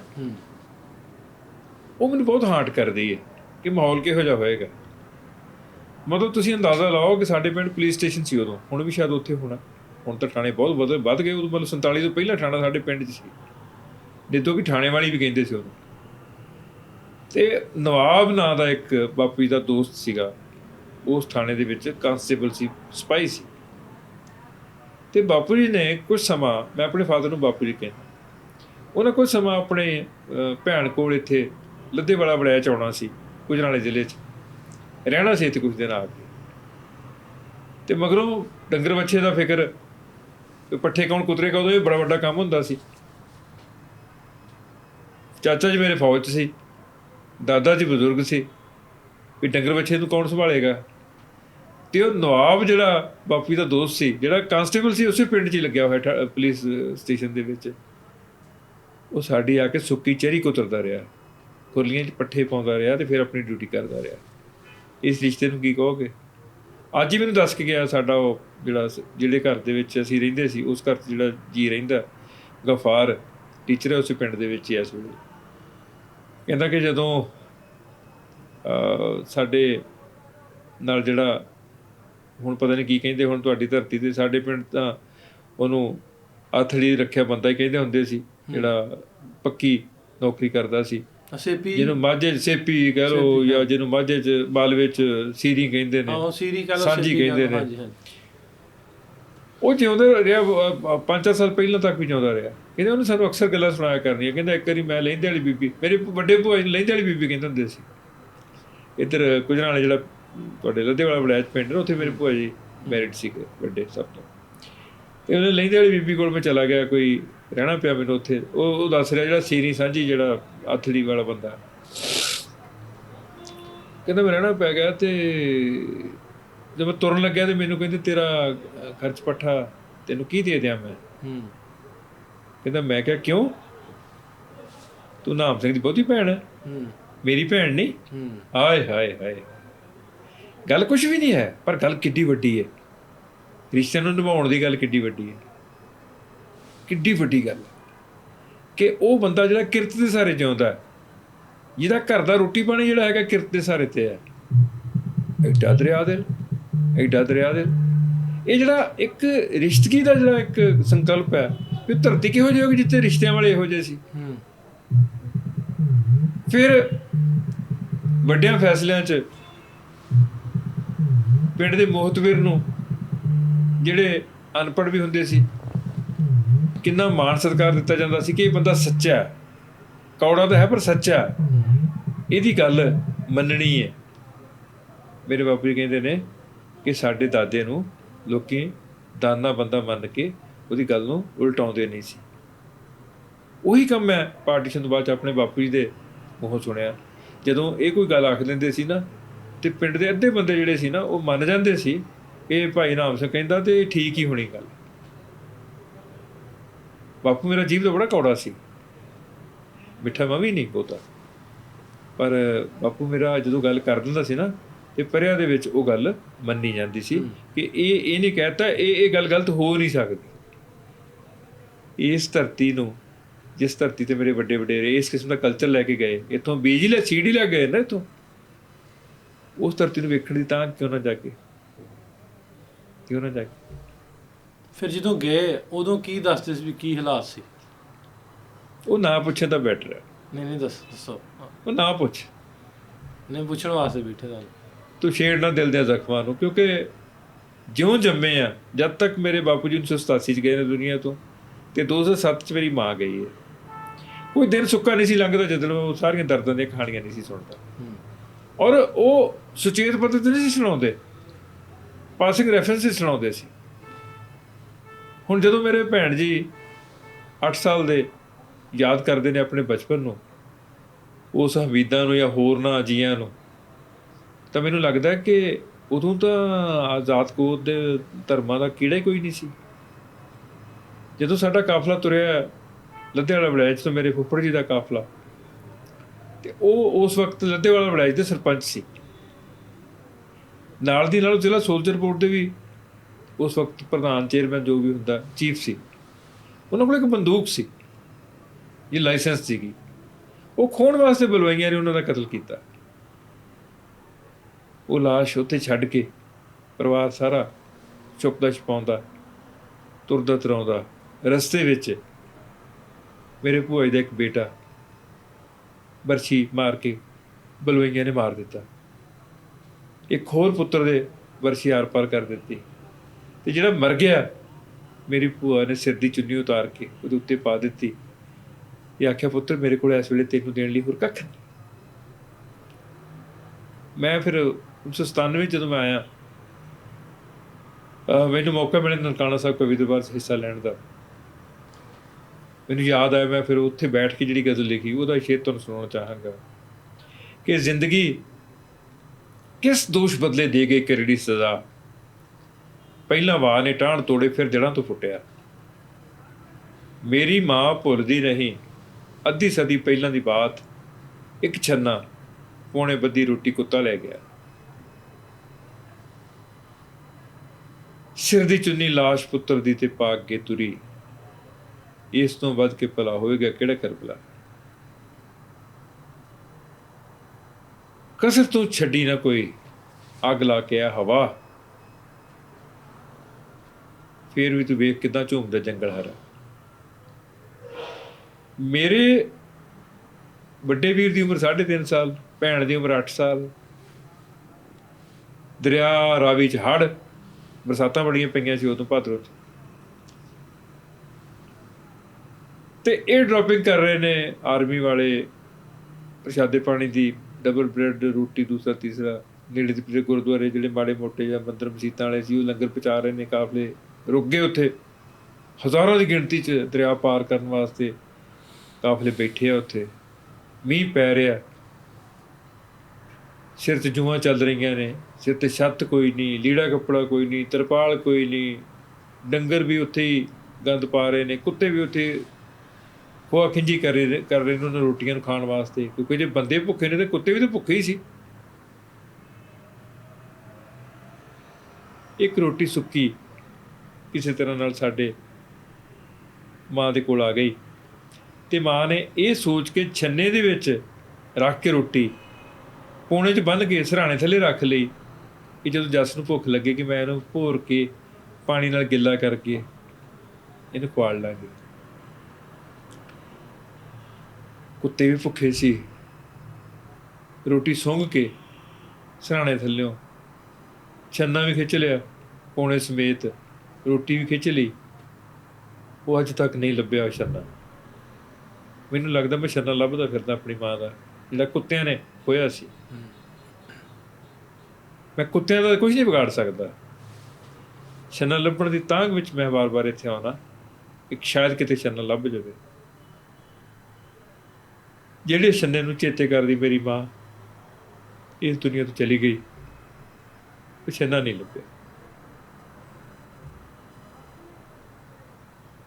ਕਿੰਨੀਆਂ ਹੀ ਮਾਵਾਂ ਇਸੇ ਤਰ੍ਹਾਂ ਹੀ ਆਪਣੇ ਪੁੱਤਾਂ ਨੂੰ, ਆਪਣੀਆਂ ਉਹ ਪੈੜਾਂ ਨੂੰ ਲੱਭਦੀਆਂ, ਉਹ ਬਾਪ ਦੁਨੀਆ ਤੋਂ ਤੁਰ ਗਏ। ਮੈਨੂੰ ਇਹ ਲੱਗਦਾ ਵੀ ਸੈਂਸਿਟਿਵ ਦਾ ਲੈਵਲ ਹੁਣ ਘਟ ਗਿਆ। ਉਹ ਬਹੁਤ ਸੈਂਸਿਟਿਵ ਜਨਰੇਸ਼ਨ ਸੀ, ਉਹ ਇੰਨੀਆਂ ਪੀੜਾਂ ਦੀ ਹੱਕਦਾਰ ਨਹੀਂ ਸੀ ਜਿੰਨਾ ਉਹਨੂੰ ਸੰਤਾਪ ਮਿਲਿਆ ਨਾ। ਯਾਰ ਚੰਗੇ ਭਲੇ ਟੱਬਰ ਨੂੰ ਵਸਦੇ ਰਸਦੇ ਨੂੰ ਸਵੇਰੇ ਕਹੋ ਵੀ ਤੁਸੀਂ ਖਾਲੀ ਕਰ ਦਿਓ ਘਰ, ਤੇ ਜਦੋਂ ਪਿੰਡੋਂ ਤੁਰੇ ਨੇ ਮੇਰੇ ਬਾਪੂ ਜੀ, ਮੱਝ ਦਾ ਤੋਰ ਲਈ ਵੀ ਨਿਆਣੇ ਦੁੱਧ ਪੀਣਗੇ ਤੇ ਬਾਲਟੀ ਚੁੱਕਣੀ ਭੁੱਲ ਗਏ। ਵਾਹਵਾ ਦੂਰ ਜਾ ਕੇ ਧਾਰਾਂ ਵੇਲਾ ਹੋ ਗਿਆ ਤੇ ਬਾਲਟੀ ਚੇਤੇ ਆ ਗਈ। ਕਹਿੰਦੇ ਪਿੰਡੋਂ ਫੜ ਲਿਓ ਨਾ, ਭੱਜ ਕੇ ਪਿੰਡ ਗਏ। ਜਿਹੜੇ ਘਰ ਦੇ ਵਿੱਚ ਸਾਰਾ ਭਰਿਆ ਪਕੁੰਨਿਆ ਘਰ ਛੱਡ ਕੇ ਆਏ ਸੀ, ਉਸ ਘਰ ਨੂੰ ਲੁਟੇਰੇ ਲੁੱਟ ਰਹੇ ਸੀ। ਹੈ ਗੁਆਂਢੀਆਂ ਪਿੰਡਾਂ ਦੇ ਸੀ, ਪਿੰਡ ਦਾ ਕੋਈ ਲੁਟੇਰਾ ਨਹੀਂ ਸੀ ਵਿੱਚ। ਤੇ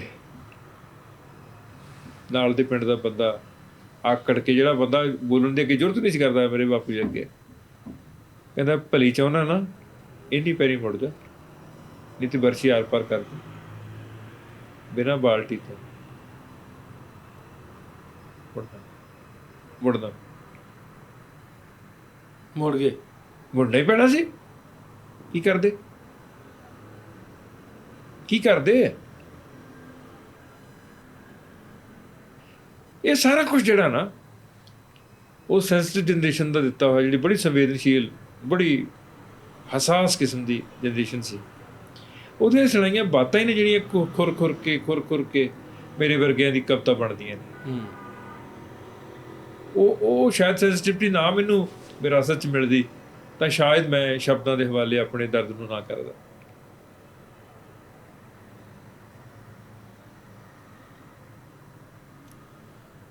ਇਹ ਕਹਾਣੀਆਂ ਜਿਹੜੀਆਂ ਨਾ, ਤੁਹਾਨੂੰ ਪਤਾ ਹੀ ਤੁਸੀਂ ਰਿਕਾਰਡ ਕਰਦੇ ਰਹੇ ਨੇ ਇੱਥੇ ਹੀ ਕਰਤਾਰਪੁਰ ਸਾਹਿਬ ਦੇ। ਮੈਂ ਕਹਿੰਦਾ ਵੀ ਕਿੰਨੇ ਹਜ਼ਾਰਾਂ ਲੱਖਾਂ ਲੋਕਾਂ ਦੀਆਂ ਕਹਾਣੀਆਂ ਸਿਮਿਲਰ, ਆਪਾਂ ਕਹਿ ਲਈਏ ਵੀ ਜਿਹਦੀ ਸੁਣ ਲਈਏ ਉਹ ਇੰਨੀ ਦਰਦ ਭਰੀ ਵੀ ਲੱਗਦਾ ਵੀ ਇਹ ਤੋਂ ਦਰਦ ਭਰੀ ਕਹਾਣੀ ਨਹੀਂ ਕਿਸੇ ਦੀ। ਅਤੇ ਉਦੋਂ ਕੀ ਸਮੇਂ ਦੀ ਐਸੀ ਮਾਰ ਵੱਜੀ ਵੀ ਲੋਕਾਂ ਦੇ ਵਿੱਚ ਕੀ ਨਫ਼ਰਤ ਆ ਗਈ, ਕੀ ਅੱਗ ਬਲ ਗਈ ਕਿ ਜਿਹੜੇ ਇਕੱਠੇ ਰਹਿੰਦੇ ਸੀ ਉਹ ਸਾਰੇ ਇੱਦਾਂ ਹੋ ਗਏ। ਅਹਿਮਦ ਰਾਈ ਸਾਹਿਬ ਦਾ ਗੀਤ ਤੁਸੀਂ ਸੁਣਿਆ ਹੋਣਾ, ਕਿਸੇ ਫਿਲਮ 'ਚ ਆਇਆ ਸੀ ਉਹ, ਮੇਰੀ ਚੁੰਨੀ ਲੀਰ ਕਚੀਰਾਂ ਵੇ ਭੈਣਾਂ ਤੇ ਵੀਰੋ, ਜਿਸ ਦੇ ਹੱਥ ਜਿਹਦੀ ਬਾਂਹ ਆਈ ਲੈ ਗਿਆ ਜ਼ੋਰੋ ਜ਼ੋਰੀ ਵੇ ਭੈਣਾਂ ਤੇ ਵੀਰੋ। ਇਹ ਅਮਰਜੀਤ ਗੁਰਦਾਸਪੁਰੀ ਗਾਉਂਦਾ ਹੁੰਦਾ ਸਾਡੇ ਉੱਥੇ ਗੋਈਆ ਸੀ। ਜਦੋਂ ਅਮਰਤਾ ਪ੍ਰੀਤਮ ਦਾ, ਚਲੋ ਉਹ ਤਾਂ ਬਹੁਤ ਨੋਨ ਹੈ ਨਾ, ਉਹਦਾ ਕਿਸੇ ਫਿਲਮ 'ਚ ਵੀ ਗੀਤ ਆਇਆ, ਉਹ ਅੱਜ ਆਖਾਂ ਵਾਰਿਸ ਸ਼ਾਹ ਨੂੰ, ਅੱਜ ਕਬਰਾਂ ਵਿੱਚੋਂ ਕਿਤੇ ਕਬਰਾਂ ਵਿੱਚੋਂ ਬੋਲਤੇ, ਅੱਜ ਕਿਤਾਬ ਇਸ਼ਕ ਦਾ ਕੋਈ ਅਗਲਾ ਵਰਗ। ਇੱਕ ਡਾਕਟਰ ਹਰਭਜਨ ਸਿੰਘ ਦਾ ਗੀਤ ਬੜਾ ਕਮਾਲ ਦਾ ਇਸ ਗੱਲ ਤੇ, ਕਿ ਸੌਂ ਜਾ ਮੇਰੇ ਮਾਲਕਾ ਵੀਰਾਨ ਹੋਈ ਰਾਤ, ਵੀ ਮਜ਼ਹਬੀ ਜਨੂਨ ਇਸ ਵੇਲੇ ਸਿਖਰਾਂ ਤੇ ਆ। ਜਾਂ ਬਾਬਾ ਨਾਨਕ ਨੂੰ ਚੇਤੇ ਕਰਕੇ ਪੂਰਨ ਸਿੰਘ ਲਿਖਦਾ ਕਿ ਆ ਬਾਬਾ ਤੇਰਾ ਵਤਨ ਮੁੜ ਵੀਰਾਨ ਹੋ ਗਿਆ। ਜਦੋਂ ਬਾਬਰ ਦੀ ਹਮਲਾਵਰ ਦੇ ਰੂਪ 'ਚ ਵੇਖਿਆ ਗੁਰੂ ਨਾਨਕ ਪਾਤਸ਼ਾਹ ਨੇ ਤਾਂ ਲਿਖਿਆ ਸੀ ਨਾ ਕਿ ਬਾਬਰ ਬਾਣੀ ਫਿਰ ਗਈ ਕੋਈ ਨਾ ਰੋਟੀ ਖਾਏ, ਜੋ ਕਾਬਲੋਂ ਤਾਂ ਆਇਆ ਜੋਰੀ ਮੰਗੇ ਦਾਨ ਵੇ ਲਾਲੂ, ਸ਼ਰਮ ਧਰਮ ਦੋਏ ਛੱਪ ਖਲੋਏ ਕੂੜ ਫਿਰੇ ਪ੍ਰਧਾਨ ਵੇ ਲਾਲੂ। ਤੇ ਮੁੜ ਉਹਨਾਂ ਨੇ ਬਾਬਾ ਨਾਨਕ ਨੂੰ ਚੈਲੰਜ ਕੀਤਾ, ਆਖਿਆ ਮੰਗਾ ਰਿਹਾ, ਕਹਿੰਦੇ ਕਿ ਆ ਬਾਬਾ ਤੇਰਾ ਵਤਨ ਮੁੜ ਵੀਰਾਨ ਹੋ ਗਿਆ, ਰੱਬ ਦੇ ਘਰਾਂ ਦਾ ਰਾਖਾ ਮੁੜ ਸ਼ੈਤਾਨ ਹੋ ਗਿਆ। ਤੂੰ ਮੰਗਾ ਰਿਹਾ ਰੱਬ, ਤੈਨੂੰ ਮੰਗਾ ਰਿਹਾ ਮੈਂ, ਆਏ ਨਾ ਤੈਂ ਕੀ ਦਰਦ ਇੰਨਾ ਘਾਣ ਹੋ ਗਿਆ। ਯਾਰ ਇਹ ਜਿਹੜੇ ਧਰਮ ਦੇ ਅਸਲ ਅਰਥ ਨੇ ਜਦੋਂ ਵਿਸਾਰਦੇ ਆ ਨਾ, ਫਿਰ ਸ਼ੈਤਾਨ ਸਰਦਾਰੀ ਕਰਦਾ। ਹਰ ਧਰਮ ਤੁਹਾਨੂੰ ਤੌਹੀਦ ਸਿਖਾਉਂਦਾ, ਯਕਜਹਿਤੀ ਸਿਖਾਉਂਦਾ, ਇਕੱਠੇ ਜੀਣਾ ਇਕੱਠੇ ਮਰਨਾ ਸਿਖਾਉਂਦਾ। ਹਰ ਧਰਮ, ਇਕੱਲਾ ਸਿੱਖ ਧਰਮ ਨਹੀਂ, ਇਸਲਾਮ ਹੋਵੇ, ਬੁੱਧਿਜ਼ਮ ਹੋਵੇ, ਜੈਨਿਜ਼ਮ ਹੋਵੇ, ਹਰ ਧਰਮ ਤੁਹਾਨੂੰ ਮਤਲਬ ਜਿਉਣਾ ਸਿਖਾਉਂਦਾ। ਤੇ ਜਦੋਂ ਅਸੀਂ ਜਿਉਣਾ ਭੁੱਲ ਜਾਂਦੇ ਹਾਂ, ਸ਼ੈਤਾਨ ਕਹਿੰਦਾ ਪੁੱਤ ਹੁਣ ਬਣ ਘੋੜਾ, ਤੇਰੇ ਉੱਤੇ ਸਵਾਰੀ ਮੈਂ ਕਰਦਾ। ਔਰ ਫਿਰ ਸ਼ੈਤਾਨ ਜਿਹੜਾ ਨਾ, ਉਹ ਤਾਂ ਬੁੱਧੀ ਨੂੰ ਐਸਾ ਭ੍ਰਿਸ਼ਟ ਕਰਦਾ ਕਿ ਤੁਸੀਂ ਫਿਰ ਬੰਦੇ ਨਹੀਂ ਰਹਿੰਦੇ, ਫਿਰ ਦਰਿੰਦੇ ਬਣ ਜਾਂਦੇ। ਉਦੋਂ ਫਿਰ ਉਹ ਇਨਸਾਨਾਂ 'ਚ ਹੀ ਦਰਿੰਦੇ ਆ ਗਏ, ਬੇਨਸਲੇ ਹੋ ਜਾਂਦੇ ਆ, ਬੇਨਸਲੇ ਹੋ ਜਾਂਦੇ ਆ। ਆਂਦੇ ਵੀ ਉਹ ਜਦੋਂ ਜਿਵੇਂ ਤੁਸੀਂ ਹੈਗਾ ਵੀ ਨਾ ਪੁੱਛ, ਬਜ਼ੁਰਗ ਆਂਦੇ ਵੀ ਉਹ ਟਾਈਮ ਸਾਨੂੰ ਚੇਤਾ ਨਾ ਕਰਾਓ, ਵੀ ਐਂ ਲੱਗਦਾ ਵੀ ਜਿਸ ਤਰ੍ਹਾਂ ਵੀ ਪਤਾ ਨਹੀਂ ਵੀ ਕਿਆਮਤ ਆਂਦੇ ਨੇ, ਵੀ ਕਿਆਮਤ ਆ ਗਈ, ਵੀ ਦੁਨੀਆ ਸਾਰੀ ਜਿਹੜੀ ਮੁੱਕ ਹੀ ਜਾਣੀ ਹੁਣ। ਯਾਰ ਤੂੰ ਦੇਖ ਨਾਸਰ, ਤੂੰ ਮੇਰੇ ਪੁੱਤਰ ਤੋਂ ਵੀ 5 ਸਾਲ ਨਿੱਕਾ, ਇਸ ਕਰਕੇ ਮੈਂ ਹੱਕ, ਪਹਿਲਾਂ ਤਾਂ ਮੈਨੂੰ ਸੀ ਸ਼ਾਇਦ ਤੂੰ ਉਹਦੇ ਵੱਡਾ ਹੋਵੇ ਜਾਂ ਉਹਦਾ ਹਾਣੀ ਹੋਵੇ, ਹੁਣ ਤੂੰ ਅੱਜ ਪਤਾ ਲੱਗਿਆ ਵੀ ਤੂੰ 5 ਸਾਲ ਨਿੱਕਾ। ਕਿਸੇ ਬੰਦੇ ਦੇ ਮੂੰਹੋਂ ਜਿਹੜਾ ਉੱਜੜ ਕੇ ਗਿਆ ਆਜ਼ਾਦੀ ਵੇਲੇ ਲਫ਼ਜ਼ ਨਹੀਂ ਸੁਣੇਗਾ। ਉਹ ਕਹਿਣਗੇ ਹੱਲੇ ਗੁੱਲਿਆਂ ਵੇਲੇ, ਉਜਾੜੇ ਲੋਟੀ, ਜਦੋਂ ਅਸੀਂ ਲੁੱਟੇ ਗਏ ਸਾਂ, ਜਦੋਂ ਅਸੀਂ ਪੱਟੇ ਗਏ ਸਾਂ, ਜਦੋਂ ਅਸੀਂ ਜਦੋਂ ਰੌਲੇ ਪਏ ਸੀ, ਜਦੋਂ ਭਾਜੜਾਂ ਪਈਆਂ ਸੀ। ਮੇਰੇ ਬਾਪੂ ਜੀ ਕਹਿੰਦੇ ਨੇ ਉਹ ਲਫ਼ਜ਼ ਭਾਜੜ ਵਾਲਾ ਵਰਤੇ ਹੁੰਦੇ, ਜਦੋਂ ਭਾਜੜਾਂ ਪਈਆਂ ਸੀ ਅਸੀਂ ਉਦੋਂ ਇਸ ਦਿਨ ਆਹ ਹੋਇਆ ਸੀ, ਇਸ ਦਿਨ ਆਹ ਹੋਇਆ ਸੀ, ਇਸ ਦਿਨ ਆਹ ਹੋਇਆ ਸੀ। ਤੇ ਉਹ ਮੁਹਾਵਰਾ ਹੀ ਚੇਂਜ ਹੋ ਗਿਆ ਸੀ ਮਨੁੱਖ ਦਾ, ਕਿ ਮਨੁੱਖ ਵਾਸਤੇ ਆਜ਼ਾਦੀ ਦੇ ਅਰਥ ਹੀ ਗਵਾਚ ਗਏ। ਜਿਹਦੀ ਆਜ਼ਾਦੀ ਵਾਸਤੇ ਰਲ ਕੇ ਸਾਰਿਆਂ ਨੇ ਸ਼ਹਾਦਤਾਂ ਪ੍ਰਵਾਨ ਕੀਤੀਆਂ। ਇਹ ਤਾਂ ਹੈ ਨਹੀਂ ਨਾ ਕਿ ਆਜ਼ਾਦੀ ਸਾਨੂੰ ਥਾਲੀ 'ਚ ਪਰੋਸ ਕੇ ਲੱਡੂ ਵਾਂਗ ਮਿਲ ਗਈ ਸੀ। ਆਜ਼ਾਦੀ ਤਾਂ ਮਿਲ ਗਈ, ਪਰ ਆਜ਼ਾਦੀ ਨਾਲ ਜਿਹੜੀ ਬਰਬਾਦੀ ਮਿਲੀ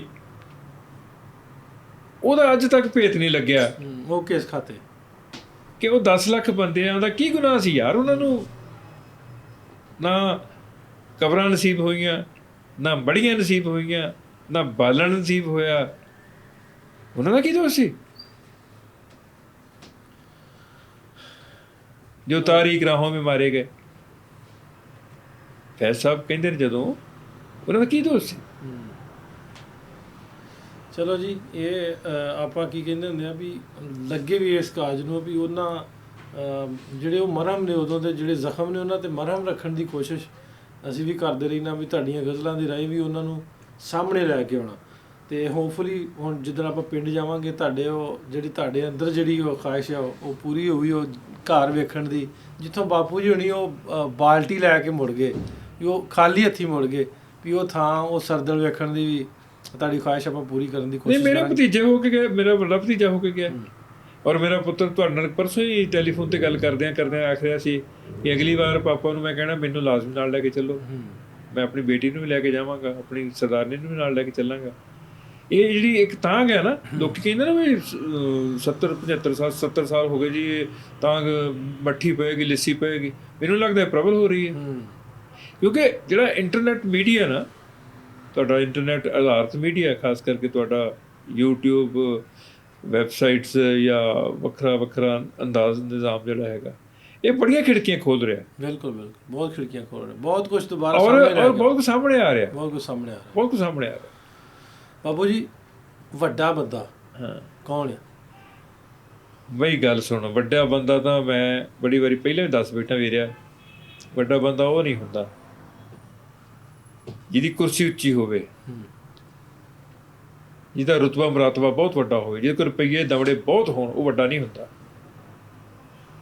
ਵੱਡਾ ਉਹ ਹੁੰਦਾ ਜਿਹਦੇ ਕੋਲ ਬੈਠਿਆਂ ਕਿਸੇ ਵੀ ਬੰਦੇ ਨੂੰ ਛੋਟੇ ਹੋਣ ਦਾ ਅਹਿਸਾਸ ਨਾ ਹੋਵੇ।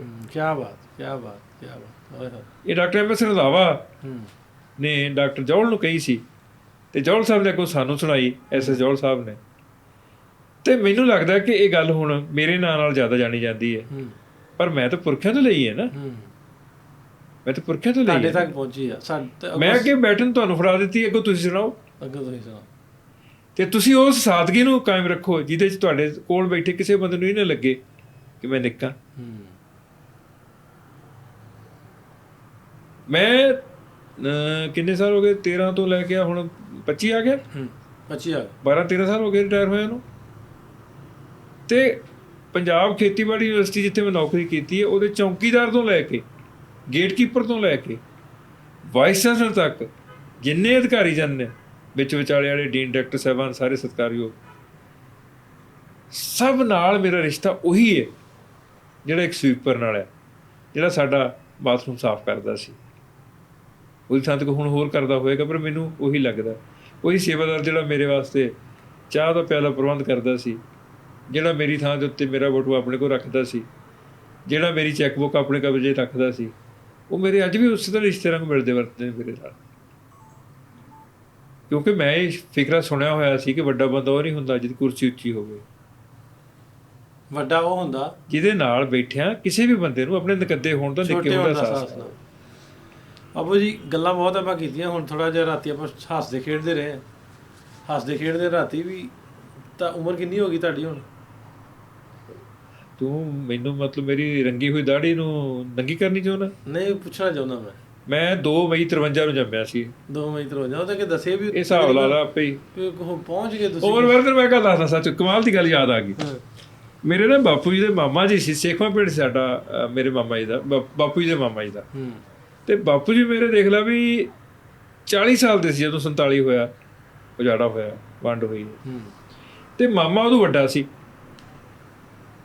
ਤੇ ਬਾਪੂ ਜੀ ਸੁਣਾਉਂਦੇ ਹੁੰਦੇ ਸੀ ਅਕਸਰ ਕਿ ਮੈਂ ਇੱਕ ਵਾਰੀ ਮਾਮੇ ਨੂੰ ਪੁੱਛਿਆ, ਮਾਮਾ ਸ਼ਰਮ ਸਿੰਘ ਸੇਖੋਂ ਬਹੁਤ ਆਪਣੇ ਵੇਲੇ ਦਾ ਬੜਾ ਅੱਛਾ ਵਪਾਰੀ ਸੀ, ਕਹਿੰਦੇ ਮੈਂ ਮਾਮਾ ਤੇਰੀ ਕਿੰਨੀ ਕੁ ਉਮਰ ਹੋ? ਤੇ ਮਾਮੇ ਨੇ ਦੱਸਿਆ ਨਹੀਂ ਮੈਂ ਕਿੰਨੇ ਸਾਲਾਂ ਦਾ। ਬਾਪੂ ਜੀ ਤੋਂ ਘੱਟੋ ਘੱਟ 35-40 ਸਾਲ ਵੱਡਾ ਸੀ ਉਹ। ਤੇ ਕਹਿੰਦੇ ਉਹ ਆਪਣੇ ਉਮਰ ਦਾ ਕੀ ਹਿਸਾਬ ਲਾਉਣਾ, ਆਪੇ ਹੀ ਹਿਸਾਬ ਲਾ ਲਾ ਵੀ ਜਦੋਂ ਹੀਰ ਤੇ ਰਾਂਝੇ ਦੀ ਯਾਰੀ ਲੱਗੀ ਹੈ ਨਾ, ਉਦੋਂ ਮੈਂ ਵਾਹਵਾ ਹੀ ਸੀ। ਉਹ ਕਿਸੇ ਕੋਈ ਤੋਂ ਸੁਣਿਆ ਹੋਏਗਾ। ਅੱਛਾ, ਨਹੀਂ ਮੈਂ ਤਾਂ ਪੁੱਛਣਾ ਚਾਹੁੰਦਾ ਵੀ ਤੁਸੀਂ ਆਖਿਆ ਵੀ, ਮੈਂ ਕਿਹਾ ਵੀ ਬਾਪੂ ਜੀ ਹੁਣ ਉੱਠੋ, ਤੁਸੀਂ ਆਖਿਆ ਵੀ 60 ਸਾਲ ਦੀ ਉਮਰ ਤੋਂ ਬਾਅਦ ਤੇ ਨਾ ਕੀ ਹੋਣਾ ਚਾਹੀਦਾ। ਉਹ ਮੇਰੇ ਚਾਚਾ ਜੀ ਦੀ ਗੱਲ ਹੈ। ਮੇਰੇ ਚਾਚਾ ਜੀ ਧਿਆਨ ਸਿੰਘ ਲਾਈਟਰ ਵਿੱਚ ਅਕਸਰ ਕਹਿੰਦੇ ਹੁੰਦੇ ਸੀ, ਉਹ ਕਿਤੇ ਗੋਡਾ ਕੇ ਦੁਖਣ ਲੱਗ ਗਿਆ ਤੇ ਕਹਿੰਦੇ ਯਾਰ 60 ਸਾਲ ਤੋਂ ਬਾਅਦ ਨਾ ਬੰਦੇ ਨੂੰ ਅਸਲ 'ਚ ਕਾਨੂੰਨ ਬਣਨਾ ਚਾਹੀਦਾ ਵੀ ਗੋਲੀ ਮਾਰ ਦਿਓ। ਮੈਂ ਚਾਚਾ ਜੀ ਕਿਉਂ? ਕਹਿੰਦੇ ਨਾ ਬੰਦੇ ਕੋ ਉੱਠਿਆ ਜਾਂਦਾ ਨਾ ਬੈਠਿਆ ਜਾਂਦਾ। ਆ ਹੁਣ ਤਾਂ 60 ਸਾਲ ਵਾਲੇ ਭੜਕਾ ਮਾਰਦੇ ਫਿਰਦੇ ਆ ਨਾ, ਪਹਿਲਾਂ ਪਹਿਲ ਬੰਦਾ ਨਿਭ ਜਾਂਦਾ ਹੁੰਦਾ 60 ਸਾਲ ਦੇ ਜਾ ਕੇ। ਤੇ ਉਹ ਕਹਿੰਦੇ ਵੀ ਖੰਘ ਦਾ ਖੌਂ ਕਰੀ ਜਾਂਦਾ, ਜਾਣੇ ਕਹਿੰਦੇ ਨੇ ਥੁੱਕੀ ਜਾਂਦਾ, ਆਹ ਕਰੀ ਜਾਂਦਾ, ਉਹ ਕਰੀ ਜਾਂਦਾ, ਜਾਂ ਕਹਿੰਦਾ ਮੈਨੂੰ ਡਾਕਟਰ ਤੋਂ ਲੈ ਜਾਓ। ਤੇ ਉਹ ਪੌੜਾ ਹੁੰਦਾ ਘਰਦਿਆਂ ਵਾਸਤੇ, ਕਹਿੰਦੇ ਇਸ ਵਾਸਤੇ ਜਿਵੇਂ ਫੌਜ ਦੇ ਵਿੱਚ ਜਿਹੜਾ ਘੋੜਾ ਕੰਬਦਾ ਨਾ ਰਵੇ ਉਹਨੂੰ ਗੋਲੀ ਮਾਰ ਦਿੰਦੇ ਆ, ਤੇ ਬੰਦੇ ਨੂੰ ਵੀ ਮਾਰ ਦੇਣੀ ਚਾਹੀਦੀ। ਇੱਕ ਤਾਂ ਨਾਲੇ ਤੁਹਾਡਾ ਆਬਾਦੀ ਦਾ ਕੰਟਰੋਲ ਰਵੇ, ਤੇ ਦੂਸਰਾ ਉਹ ਬੰਦਾ ਮਤਲਬ ਜਿਹੜਾ ਹਸਪਤਾਲਾਂ 'ਚ ਧੱਕੇ ਖਾਂਦਾ ਫਿਰਦਾ ਉਹਦੀ ਜਾਨ ਸੁਖਾਲੀ ਹੋ ਜਾਏ, ਗੋਲੀ ਨਹੀਂ ਮਰ ਜੂ ਨਾ। ਸੋ ਇਹ ਲਾਈਟਰ ਮੈਨ ਦੀਆਂ ਗੱਲਾਂ ਨੇ ਇਹ ਤਾਂ ਸਾਰੀਆਂ। ਨਹੀਂ, ਇਹ ਤੁਹਾਡੀ ਬਹੁਤ ਲੋੜ ਹੈ ਤੇ ਹੱਸਦੇ ਤੁਸੀਂ, ਤੁਹਾਡੇ ਨਾਲ ਤੁਹਾਡੇ ਵਰਗੇ ਬਜ਼ੁਰਗਾਂ ਦਾ ਸਾਇਆ ਰਹਿਣਾ ਚਾਹੀਦਾ ਸਾਡੇ ਸਿਰਾਂ ਤੇ। ਗਿੱਲ ਸਾਹਿਬ ਬਹੁਤ ਸ਼ੁਕਰੀਆ। ਤੇ ਮੇਰੀ ਹੁਣ ਮੇਰੀ ਵੀ ਇੱਕ ਸੁਣ ਲੈ। ਹਾਂਜੀ ਹਾਂਜੀ। ਅੱਜ ਸੂਫੀਜ਼ਮ ਤੇ ਸਾਡਾ ਸੈਮੀਨਾਰ ਸੀ। ਹਾਂਜੀ। ਤੇ ਗੱਲਾਂ ਕਰਦੇ ਮੈਨੂੰ ਲਾਈਟਰ ਮੈਨ ਦੀ ਗੱਲ ਯਾਦ ਆ ਗਈ ਇੱਕ। ਇਹ ਮੈਂ ਜਦੋਂ ਇਹ ਸੂਫੀਜ਼ਮ ਤੇ ਸੋਚਦਾ ਨਾ, ਤੇ ਮੈਨੂੰ ਇਹ ਲੱਗਦਾ ਵੀ ਜਿਹੜਾ ਇੱਕ ਪ੍ਰਤੀਕ ਦੇਣਾ ਹੋਵੇ ਕਿ ਸੂਫੀ ਨਿਜ਼ਾਮ ਨੂੰ ਇੱਕ ਚੀਜ਼ 'ਚ ਬੰਨ੍ਹਣਾ ਹੋਵੇ, ਤੇ ਮੈਨੂੰ ਲੱਗਦਾ ਬੁੱਕਲ ਜਿਹੜੀ ਅਸੀਂ ਮਾਰਦੇ ਹਾਂ ਨਾ, ਪੰਜਾਬੀ ਹੀ ਬੁੱਕਲ ਮਾਰਦਾ। ਉਸ ਬੁੱਕਲ ਦਾ ਪ੍ਰਤੀਕ ਜਿਹੜਾ ਹੈਗਾ ਉਹ ਸੂਫੀਜ਼ਮ ਦਾ ਪ੍ਰਤੀਕ ਹੈ। ਉਹਦੇ ਵਿੱਚ ਬਹੁਤ ਕੁਛ ਜਿਹੜਾ ਹੈਗਾ ਲਪੇਟਿਆ ਹੋਇਆ, ਮੁਹੱਬਤ ਲਪੇਟੀ ਹੋਈ, ਨਿੱਘ ਲਪੇਟਿਆ ਹੋਇਆ, ਉਹਦੇ 'ਚ ਰਿਸ਼ਤੇ ਨਾਤੇ ਪ੍ਰਬੰਧ ਨੂੰ ਲਪੇਟਿਆ ਹੋਇਆ, ਨਗਨ ਤਲ ਨੂੰ ਲਪੇਟਿਆ ਹੋਇਆ। ਤੇ ਸਾਡੇ ਪਿੰਡ ਇੱਕ ਵਾਰ ਕਿਸੇ ਬੰਦੇ ਨੇ ਗੱਲ ਸੁਣਾਈ, ਕਹਿੰਦੇ ਕਿਸੇ ਪਿੰਡ ਵਜ਼ੀਰ ਨੇ ਆਉਣਾ ਸੀ, ਤੁਹਾਡੇ ਪਤਾ ਰਿਵਾਜ ਹੈ ਕਿ ਸਾਡੇ ਤੇ ਜਦੋਂ ਪਹਿਲਾਂ ਵਜ਼ੀਰ ਆਉਂਦੇ ਹੁੰਦੇ ਸੀ ਨਾ, ਇਹ ਗਾਉਣ ਵਾਲੇ ਨੂੰ ਬੁੱਕ ਕਰ ਲੈਂਦੇ ਸੀ ਵੀ ਇਹ ਭੀੜ ਇਕੱਠੀ ਕਰ ਦੇਗੀ, ਉਹ ਆਪਣਾ ਜੋ ਕੁਝ ਉਹਨੇ ਕੂੜ ਸੱਤ ਸੁਣਾਉਣਾ ਸਿਆਸਤਦਾਨ ਨੇ ਸੁਣਾ ਕੇ ਲਾਂਭੇ ਹੋਏਗਾ। ਤੇ ਉਹ ਹੋਇਆ ਕਿ ਮੰਤਰੀ ਲੇਟ ਹੋ ਗਿਆ, ਤੇ ਬੀਬਾ ਜਿਹੜੀ ਗਾਉਣ ਵਾਸਤੇ ਲਾਈ ਹੋਈ ਸੀ ਉਹਦੇ ਜਿਹੜੇ ਪ੍ਰਚਲਿਤ ਗੀਤ ਸੀ ਸਾਰੇ ਮੁੱਕ ਗਏ। ਜਦੋਂ ਮੁੱਕ ਗਏ ਤੇ ਉਹਨੇ ਸੋਚਿਆ ਵੀ ਹੁਣ ਮਤਲਬ ਮੰਤਰੀ ਜੀ ਲੇਟ ਹੋ ਰਹੇ ਨੇ ਤੇ ਟਾਈਮ ਤਾਂ ਮੈਨੂੰ ਇਹਨੇ ਛੱਡਣਾ ਨਹੀਂ ਖਾਲੀ, ਤੇ ਮੈਂ ਕੀ ਹੁਣ ਸੁਣਾਵਾਂ। ਉਹਨੇ ਨਾ ਬੁੱਲੇ ਸ਼ਾਹ ਦੀਆਂ ਕਾਫੀਆਂ ਸੁਣਾਉਣੀਆਂ ਸ਼ੁਰੂ ਕਰਤੀਆਂ, ਤੇ ਸੁਣਾਉਂਦੀ ਆ ਗਈ ਵੀ ਹਾਜੀ ਲੋਕ ਮੱਕੇ ਨੂੰ ਜਾਂਦੇ ਅਸਾਂ ਜਾਣਾ ਤਖਤ ਹਜ਼ਾਰੇ, ਨੀਵੇਂ ਕਮਲੇ ਆ ਨੀਵੇਂ ਕਮਲੇ ਆ ਨੀਵੇਂ ਕਮਲੇ ਆ। ਤੇ ਇੱਕ ਬਜ਼ੁਰਗ ਸੰਗਤ 'ਚ ਉੱਠ ਪਿਆ, ਕਹਿੰਦਾ ਬੀਬੀ ਤੂੰ ਕਾਹਦੀ ਕਮਲੀ, ਤੂੰ 1000-1500 ਲੈ ਕੇ ਜਾਏਂਗੀ, ਕਮਲੇ ਤਾਂ ਅਸੀਂ ਆ, ਨਾ ਕੋਈ ਲੈਣਾ ਨਾ ਕੋਈ ਦੇਣਾ, ਤੜਕੇ ਦੇ ਬੈਠੇ ਆ ਪਟਾ ਦਿੱਤਾ ਕਰਨ ਵਾਲੇ, ਅਸੀਂ ਜਾ ਕੇ ਡੰਗਰ ਬੱਚੇ ਨੂੰ ਪਟਾ ਅੱਛਾ। ਕਹਿੰਦਾ ਮੈਨੂੰ ਇੱਕ ਹੋਰ ਗੱਲ ਯਾਦ ਆ ਗਈ, ਵਿੱਚ ਲਾਈਟਰ ਮੂਡ 'ਚ ਆਪਾਂ ਕਰ ਲੈਂਦੇ ਆ ਵੀ ਤੁਸੀਂ ਉਹਦਾ ਕਿਤਾਬ ਗਿੱਲ ਰੌਂਤੇ ਦੀ ਕੱਲ ਆਪਣੀ ਉੱਤੇ ਗੱਲ ਹੋਣੀ ਸੀ, ਮੈਂ ਲਾਹੌਰ ਤੋਂ ਬੋਲਦਾ, ਹੈਲੋ ਮੈਂ ਲਾਹੌਰ ਤੋਂ ਬੋਲਦਾ, ਤੇ $50,000 ਦੀ ਕਿਤਾਬ ਲਿਖੀ ਹੈ, ਬੜੀ ਆਸਟ੍ਰੇਲੀਆ 'ਚ ਤਾਂ ਕਹਿੰਦੇ ਕਰੇਜ਼ ਹੀ ਬੜਾ ਉਹਦਾ। ਤੇ ਇਹ ਮੈਨੂੰ ਇਹ ਦੱਸੋ ਵੀ ਜਿਹੜਾ ਲਿਟਰੇਚਰ ਹੈ, ਜਿਹੜੇ ਲਿਖਾਰੀ ਨੇ, ਤੇ ਕੁਛ ਤੇ ਇਦਾਂ ਹੁੰਦਾ ਨਾ ਵੀ 500 ਕਿਤਾਬ ਛਾਪਦੇ ਤੇ ਉਹ ਮੁੜ ਕੇ 2 ਸਾਲ ਲੈਂਦਾ, ਮੁੜ ਧੱਕੇ ਨਾਲ ਵੀ ਦਿੰਦੇ। ਉਸ ਨਸਲ 'ਚ ਅਸੀਂ ਆਉਂਦੇ ਆ। ਮੈਂ ਇਹ ਪੁੱਛਣਾ ਚਾਹੁੰਦਾ ਵੀ ਜਿਹੜਾ ਹੁਣ ਜਦੀਦ ਦੌਰ ਦਾ ਯੁੱਗ ਚੱਲਦਾ, ਯੁੱਗ ਹੀ ਕਹਿੰਦੇ ਨਾ ਇਹਨੂੰ, ਹਾਂ ਵੀ ਇਹ ਸੋਸ਼ਲ ਮੀਡੀਆ ਵਾ ਜਾਂ ਤੁਸੀਂ ਆਪਣੀ ਚੀਜ਼ ਨੂੰ ਪ੍ਰੋਜੈਕਟ ਕਰਨਾ, ਉਹਦੀ ਪ੍ਰੋਜੈਕਸ਼ਨ ਜਿਹੜੀ ਹੈ ਨਾ ਉਹ ਵੀ ਨਾਲ ਹੋਣੀ ਚਾਹੀਦੀ, ਭਾਵੇਂ ਲਿਟਰੇਚਰ ਹੈ ਭਾਵੇਂ ਕਵਿਤਾ ਦੀ। ਮੇਰੀ ਕੰਨ ਖੋਲ ਕੇ ਗੱਲ ਸੁਣ ਲੈ ਪੁੱਤਰਾ, ਇਹ ਸਾਰਾ ਕੈਪਸੂਲ ਯੁੱਗ ਦੀ ਪੈਦਾਵਾਰ ਲੋਕ ਨੇ, ਲੇਖਕ ਵੀ ਸਿੰਗਰਸ ਵੀ। ਕੈਪਸੂਲ ਦੇ ਵਿੱਚ ਹੈ ਕਿ ਚਾਹੇ ਕੁਨੀਨ ਪਾ ਕੇ ਦੇ ਦਿਓ, ਉੱਤੇ ਜਿਹੜਾ ਖੋਲ ਹੈ ਨਾ ਉਹ ਕੈਪਸੂਲ ਦਾ, ਤੇ ਤੁਸੀਂ ਪਾਣੀ ਨਾਲ ਲਗਾ ਲੈਂਦੇ ਹੋ, ਸਮਝ ਗਏ ਨਾ। ਸਾਡੇ ਵਾਲਾ ਕੰਮ ਸੀ ਦੌਰੀ ਕੁੰਡੇ ਦੇ ਵਿੱਚ ਕੁੱਟ ਕੇ ਦਵਾਈਆਂ ਨੂੰ ਕੱਪੜਛਾਣ ਕਰਕੇ ਦੇਣ ਦਾ, ਪੁੜੀਆਂ ਬੰਨ੍ਹ ਕੇ ਦੇਣ ਦਾ, ਤੇ ਪੁੜੀਆਂ ਕਈ ਕੌੜੀਆਂ ਦੀ ਜ਼ਹਿਰ ਵਰਗੀਆਂ ਲੋਕ ਖਾਂਦੇ ਨਹੀਂ ਸੀ, ਕੁਨੀਨ ਵਰਗੀਆਂ। ਹੁਣ ਲੋਕਾਂ ਨੂੰ ਚਿੱਥਣ ਦੀ ਜਾਚ ਭੁੱਲ ਗਈ, ਤੇ ਗਿਆਨ ਵੀ ਚਿੱਥਣਾ ਪੈਂਦਾ। ਹਰ ਬੰਦਾ ਪ੍ਰੋਫੈਸਰ ਮੋਹਨ ਸਿੰਘ ਜਾਂ ਬਾਬਾ ਬਲਵੰਤ ਜਾਂ ਅਮ੍ਰਿਤਾ ਪ੍ਰੀਤਮ ਜਾਂ ਸੁਰਜੀਤ ਪਾਤਰ ਨੂੰ ਜਾਂ ਡਾਕਟਰ ਜਗਤਾਰ ਨੂੰ ਨਹੀਂ ਪੜ੍ਹ ਸਕਦਾ, ਕਿਉਂਕਿ ਉਹ ਗਿਆਨ ਦਿੰਦੇ ਨੇ। ਇਹ ਪੋਲਾ ਕੰਮ ਜਿਹੜਾ ਜਿੰਨਾ ਵੀ ਹੈਗਾ, ਚਾਹੇ ਕਵਿਤਾ 'ਚ, ਚਾਹੇ ਉਹ ਵਾਰਤਕ 'ਚ, ਜਾਂ ਚਾਹੇ ਇਵਨ ਕਥਨਾਵਲੀਆਂ ਬਹੁਤ ਛਪ ਰਹੀਆਂ ਨੇ, ਵੱਡਿਆਂ ਬੰਦਿਆਂ ਸੇਇੰਗਸ ਜਿਹੜੀਆਂ ਹੈਗੀਆਂ ਨੇ, ਤੇ ਉਹ ਸਾਰਾ ਕੁਝ ਜਿਹੜਾ ਕਿ ਸੌਖਾ ਹੈ, ਹਜਮ ਸੌਖਾ ਹੁੰਦਾ, ਇਨਸਟੈਂਟ ਸਾਰਾ ਕੁਛ ਆ। ਫਿਰ ਉਹਦੀ ਪਹੁੰਚ ਬਹੁਤ ਜਲਦੀ ਹੋ ਗਈ ਤੁਹਾਡੇ ਸੋਸ਼ਲ ਮੀਡੀਆ ਰਾਹੀਂ। ਜੇ ਰੀਲ ਪੈ ਜਾਵੇ ਕਿਤਾਬ ਬਾਰੇ, ਜਾਂ ਈਵਨ ਮੈਨੂੰ ਪਰਸੋਂ ਹੀ ਦੱਸ ਰਿਹਾ ਸੀ ਖੁਸ਼ਵੰਤ ਬਰਗਾੜੀ, ਸਾਡਾ ਬੜਾ ਅੱਛਾ ਨੌਜਵਾਨ ਆ ਜ਼ਿਲ੍ਹਾ ਫਰੀਦਕੋਟ ਦਾ, ਉਹਨੇ ਪੁਸਤਕ ਸਾਹਿਤ ਦੇ ਵਿੱਚ ਤਾਂ ਉਹਨੇ ਕਮਾਲ ਕਰਤੀ। ਉਸ ਬੰਦੇ ਨੇ ਹਰ 3 ਮਹੀਨੇ ਬਾਅਦ 800 ਬੰਦਿਆਂ ਨੂੰ 4-4 ਕਿਤਾਬਾਂ ਦਾ ਸੈੱਟ ਭੇਜਦਾ, ਪੀਪਲਸ ਫੋਰਮ ਉਹਦਾ ਇੱਕ ਸੰਸਥਾ ਉਹਦੀ। ਉਹਨੇ ਗੱਲ ਬੜੀ ਸੁਣਾਈ, ਕਹਿੰਦਾ ਜੀ ਜੇ ਕਿਤੇ ਬੱਬੂ ਮਾਨ ਜਾਂ ਰਾਣਾ ਰਣਬੀਰ ਕਿਸੇ ਕਿਤਾਬ ਦਾ ਰੈਫਰੈਂਸ ਕਰ ਦੇਵੇ ਕਿ ਮੈਂ ਫਲਾਣੀ ਕਿਤਾਬ ਅੱਜ ਕੱਲ੍ਹ ਪੜ੍ਹ ਰਿਹਾ, ਤੇ ਰਾਤੋਂ ਰਾਤ ਹਰ ਪਬਲਿਸ਼ਰ ਉਸ ਕਿਤਾਬ ਨੂੰ ਲੱਭਣ ਲੱਗ ਜਾਂਦਾ, ਤੇ ਰਾਤੋਂ ਰਾਤ ਛਾਪਣ ਲੱਗ ਜਾਂਦਾ। ਉਹਨੇ ਜ਼ਿਕਰ ਕੀਤਾ ਕਿਤਾਬ ਦਾ, ਕਿਤਾਬ ਸੀ ਮੇਰਾ ਦਾਗਿਸਤਾਨ, ਰਸੂਲ ਹਮਜ਼ਾ ਤੋਫ ਦੀ। ਉਹ ਰਸ਼ੀਆ ਦੀ ਇੱਕ ਨਿੱਕੀ ਜਿਹੀ ਕਾਉਂਟੀ ਹੈ ਜਿੱਥੇ 80 ਲੱਖ ਸਾਰੀ ਆਬਾਦੀ ਹੈ। ਉਸ ਜ਼ਬਾਨ ਦਾ, ਆਵਾਰ ਜ਼ਬਾਨ ਦਾ ਉਹ ਲੇਖਕ ਹੈ, ਆਵਾਰ ਦਾ। ਤੇ ਉਹ ਦੁਨੀਆ ਦੀ ਕੋਈ ਜ਼ਬਾਨ ਨਹੀਂ ਜਿਸ 'ਚ ਕਿਤਾਬ ਟਰਾਂਸਲੇਟ ਨਹੀਂ ਹੋਈ। 75 'ਚ ਪਹਿਲੀ ਵਾਰ ਪੰਜਾਬੀ 'ਚ ਟਰਾਂਸਲੇਟ ਹੋਈ। ਉਦੋਂ ਬਾਅਦ ਉਹਦਾ ਮੌਸਮ ਚਲਾ ਗਿਆ, 90, 91, 92 ਤੱਕ ਵੀ ਬਹੁਤ ਕਿਤਾਬ ਪੜ੍ਹੀ ਗਈ।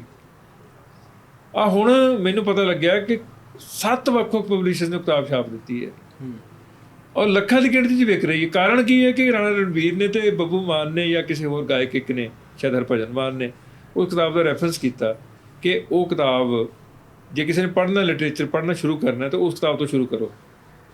ਸੋ ਜਦੋਂ ਕੋਈ ਵੀ ਸੈਲੀਬ੍ਰਿਟੀ ਕਿਸੇ ਕਿਤਾਬ ਬਾਰੇ ਗੱਲ ਕਰਦਾ, ਚੰਗੇ ਸ਼ਬਦ ਬਾਰੇ ਗੱਲ ਕਰਦਾ, ਚੰਗੇ ਗਾਇਕ ਬਾਰੇ ਚੰਗਾ ਰੈਫਰੈਂਸ ਕਰਦਾ, ਤਾਂ ਲੋਕ ਉਹਦੇ ਮਗਰ ਤੁਰ ਪੈਂਦੇ ਨੇ। ਹੁਣ ਜਿਵੇਂ ਗਿੱਲ ਰੌਂਤਾ ਹੈ ਮੁੰਡਾ ਆਪਣਾ ਗੁਰਵਿੰਦਰ, ਉਹ ਆਪਣੇ ਆਪ 'ਚ ਸੈਲੀਬ੍ਰਿਟੀ ਹੈ। ਹਰ ਬੰਦਾ ਜਾਣਨਾ ਚਾਹੁੰਦਾ ਕਿ ਗੁਰਵਿੰਦਰ ਨੇ ਕੀ ਸਫ਼ਰਨਾਮਾ ਲਿਖਿਆ। ਹੁਣ ਸਫ਼ਰਨਾਮਾ ਤੁਸੀਂ ਤਾਂ ਤੁਹਾਡੇ ਦੇ ਹੱਥੀਂ ਉਹ ਸਾਰਾ ਨਿਭਿਆ, ਅਤੇ ਮੈਂ ਉਸ ਦਾ ਕਿਉਂਕਿ ਮੁੱਖ ਬੰਦਾ ਲਿਖਿਆ, ਇਸ ਕਰਕੇ ਮੈਨੂੰ ਕਿਤਾਬ ਦਾ ਪਤਾ ਹੈ। ਉਹਦੀ ਖੂਬਸੂਰਤੀ ਇੱਕੋ ਇੱਕ ਗੱਲ ਦੇ ਵਿੱਚ ਇਹ ਆ ਕਿ ਸਧਾਰਨ ਤੋਂ ਸਧਾਰਨ ਗੱਲ ਵੀ ਉਸੇ ਸਾਦਗੀ ਨਾਲ ਲਿਖੀ ਹੋਈ ਹੈ, ਜਿਹੜੀ ਸਾਦਗੀ ਨੂੰ ਉਹਨੇ ਹੰਢਾਈ ਸੀ, ਮਾਣੀ ਸੀ।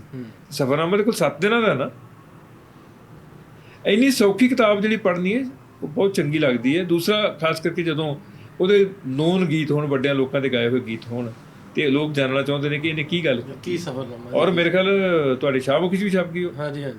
ਉਹ ਅੰਗਰੇਜ਼ੀ 'ਚ ਵੀ ਛਪ ਗਈ, ਉਹ ਹਿੰਦੀ 'ਚ ਵੀ ਛਪ ਗਈ, ਪੰਜਾਬੀ ਤੇ ਛਪੀ। ਪੰਜਾਬੀ ਤੇ ਸ਼ਾਇਦ ਮੈਨੂੰ ਲੱਗਦਾ ਉਹਦੇ 14-15 ਐਡੀਸ਼ਨ ਆ ਗਏ ਨੇ, ਔਰ 20,000 ਤੋਂ ਵੱਧ ਉਹਦੀ ਕਾਪੀ ਵਿਸਾਖੀ ਨੂੰ ਰਿਲੀਜ਼ ਹੋਈ ਉਹ। ਹਾਂਜੀ ਹਾਂਜੀ, ਪਿਛਲੇ ਸਾਲ। ਹਾਂਜੀ। ਤੇ ਹੁਣ ਤੱਕ ਵਿਸਾਖੀ ਆਉਣ ਵਾਲੇ ਨੂੰ 3 ਮਹੀਨੇ ਰਹਿੰਦੇ ਆ, ਤੇ ਵੇਖ ਲਓ ਵੀ ਗੁਰੂ ਮਹਾਰਾਜ ਦੀ ਕਿਰਪਾ ਵੀ ਮਤਲਬ 20,000 ਕਾਪੀ ਦੀ ਵਿਕ ਚੁੱਕੀ। ਅੱਛਾ, ਇਹਦੇ 'ਚ ਦਾਗਿਸਤਾਨ ਦੀ ਗੱਲ ਹੋਣੀ ਸੀ, ਮੈਂ ਗੱਲ ਦਾ ਵਾਧਾ ਪਾ ਦੇਵਾਂ ਤੇ ਇੱਥੇ ਮੈਂ ਆਪਣਾ ਵੀਡੀਓ ਵਿਖਾਉਣਾ ਵੀ ਉਹ ਦਾਗਿਸਤਾਨ ਮੈਂ ਵੀ ਇਸੇ ਤਰ੍ਹਾਂ ਹੀ ਸੁਣ ਕੇ ਤੇ ਕਿਤਾਬ ਪੜ੍ਹ ਕੇ ਤੇ ਮੈਂ UAE ਤੋਂ ਰਸ਼ੀਆ ਦਾਗਿਸਤਾਨ ਤੱਕ ਬਾਈ ਰੋਡ ਮੈਂ ਦਾਗਿਸਤਾਨ ਵੇਖਣ ਗਿਆ। ਦਾਗਿਸਤਾਨ ਹੈ ਤੇ ਉਹ ਕਿਤਾਬ ਦਾ ਕਰਕੇ ਗਿਆ। ਗਿੱਲ ਸਾਹਿਬ ਤੁਹਾਡਾ ਬਹੁਤ ਸ਼ੁਕਰੀਆ, ਤੇ ਆਪਾਂ ਚੱਲਾਂਗੇ, ਆਪਾਂ ਪਿੰਡ ਵੀ ਬਹੁਤ ਜਲਦ ਹੁਣ ਤੁਹਾਡੇ, ਤੇ ਇਸੇ ਤਰ੍ਹਾਂ ਦੇ ਪੋਡਕਾਸਟ ਲਿਚ ਗਲੀਚੀਆਂ ਲੈ ਕੇ ਆਉਂਦੇ ਰਵਾਂਗੇ। ਮਿਲਦੇ ਹੁਣ ਲੱਗ ਗਿਆ ਨਾ ਪਤਾ ਵੀ ਮੈਂ ਨਾਂ ਇਹ ਕਿਉਂ ਰੱਖਿਆ, ਲਿਚ ਗਲੀਚੀਆਂ ਲੱਗ ਗਿਆ ਪਤਾ। ਅਗਲੀਆਂ ਲਿਚ ਗਲੀਚੀਆਂ ਡੀਕਿਓ ਜ਼ਰੂਰ ਮਿਲਦੇ ਆ ਤੁਹਾਨੂੰ, ਰੱਬ ਰੱਖ।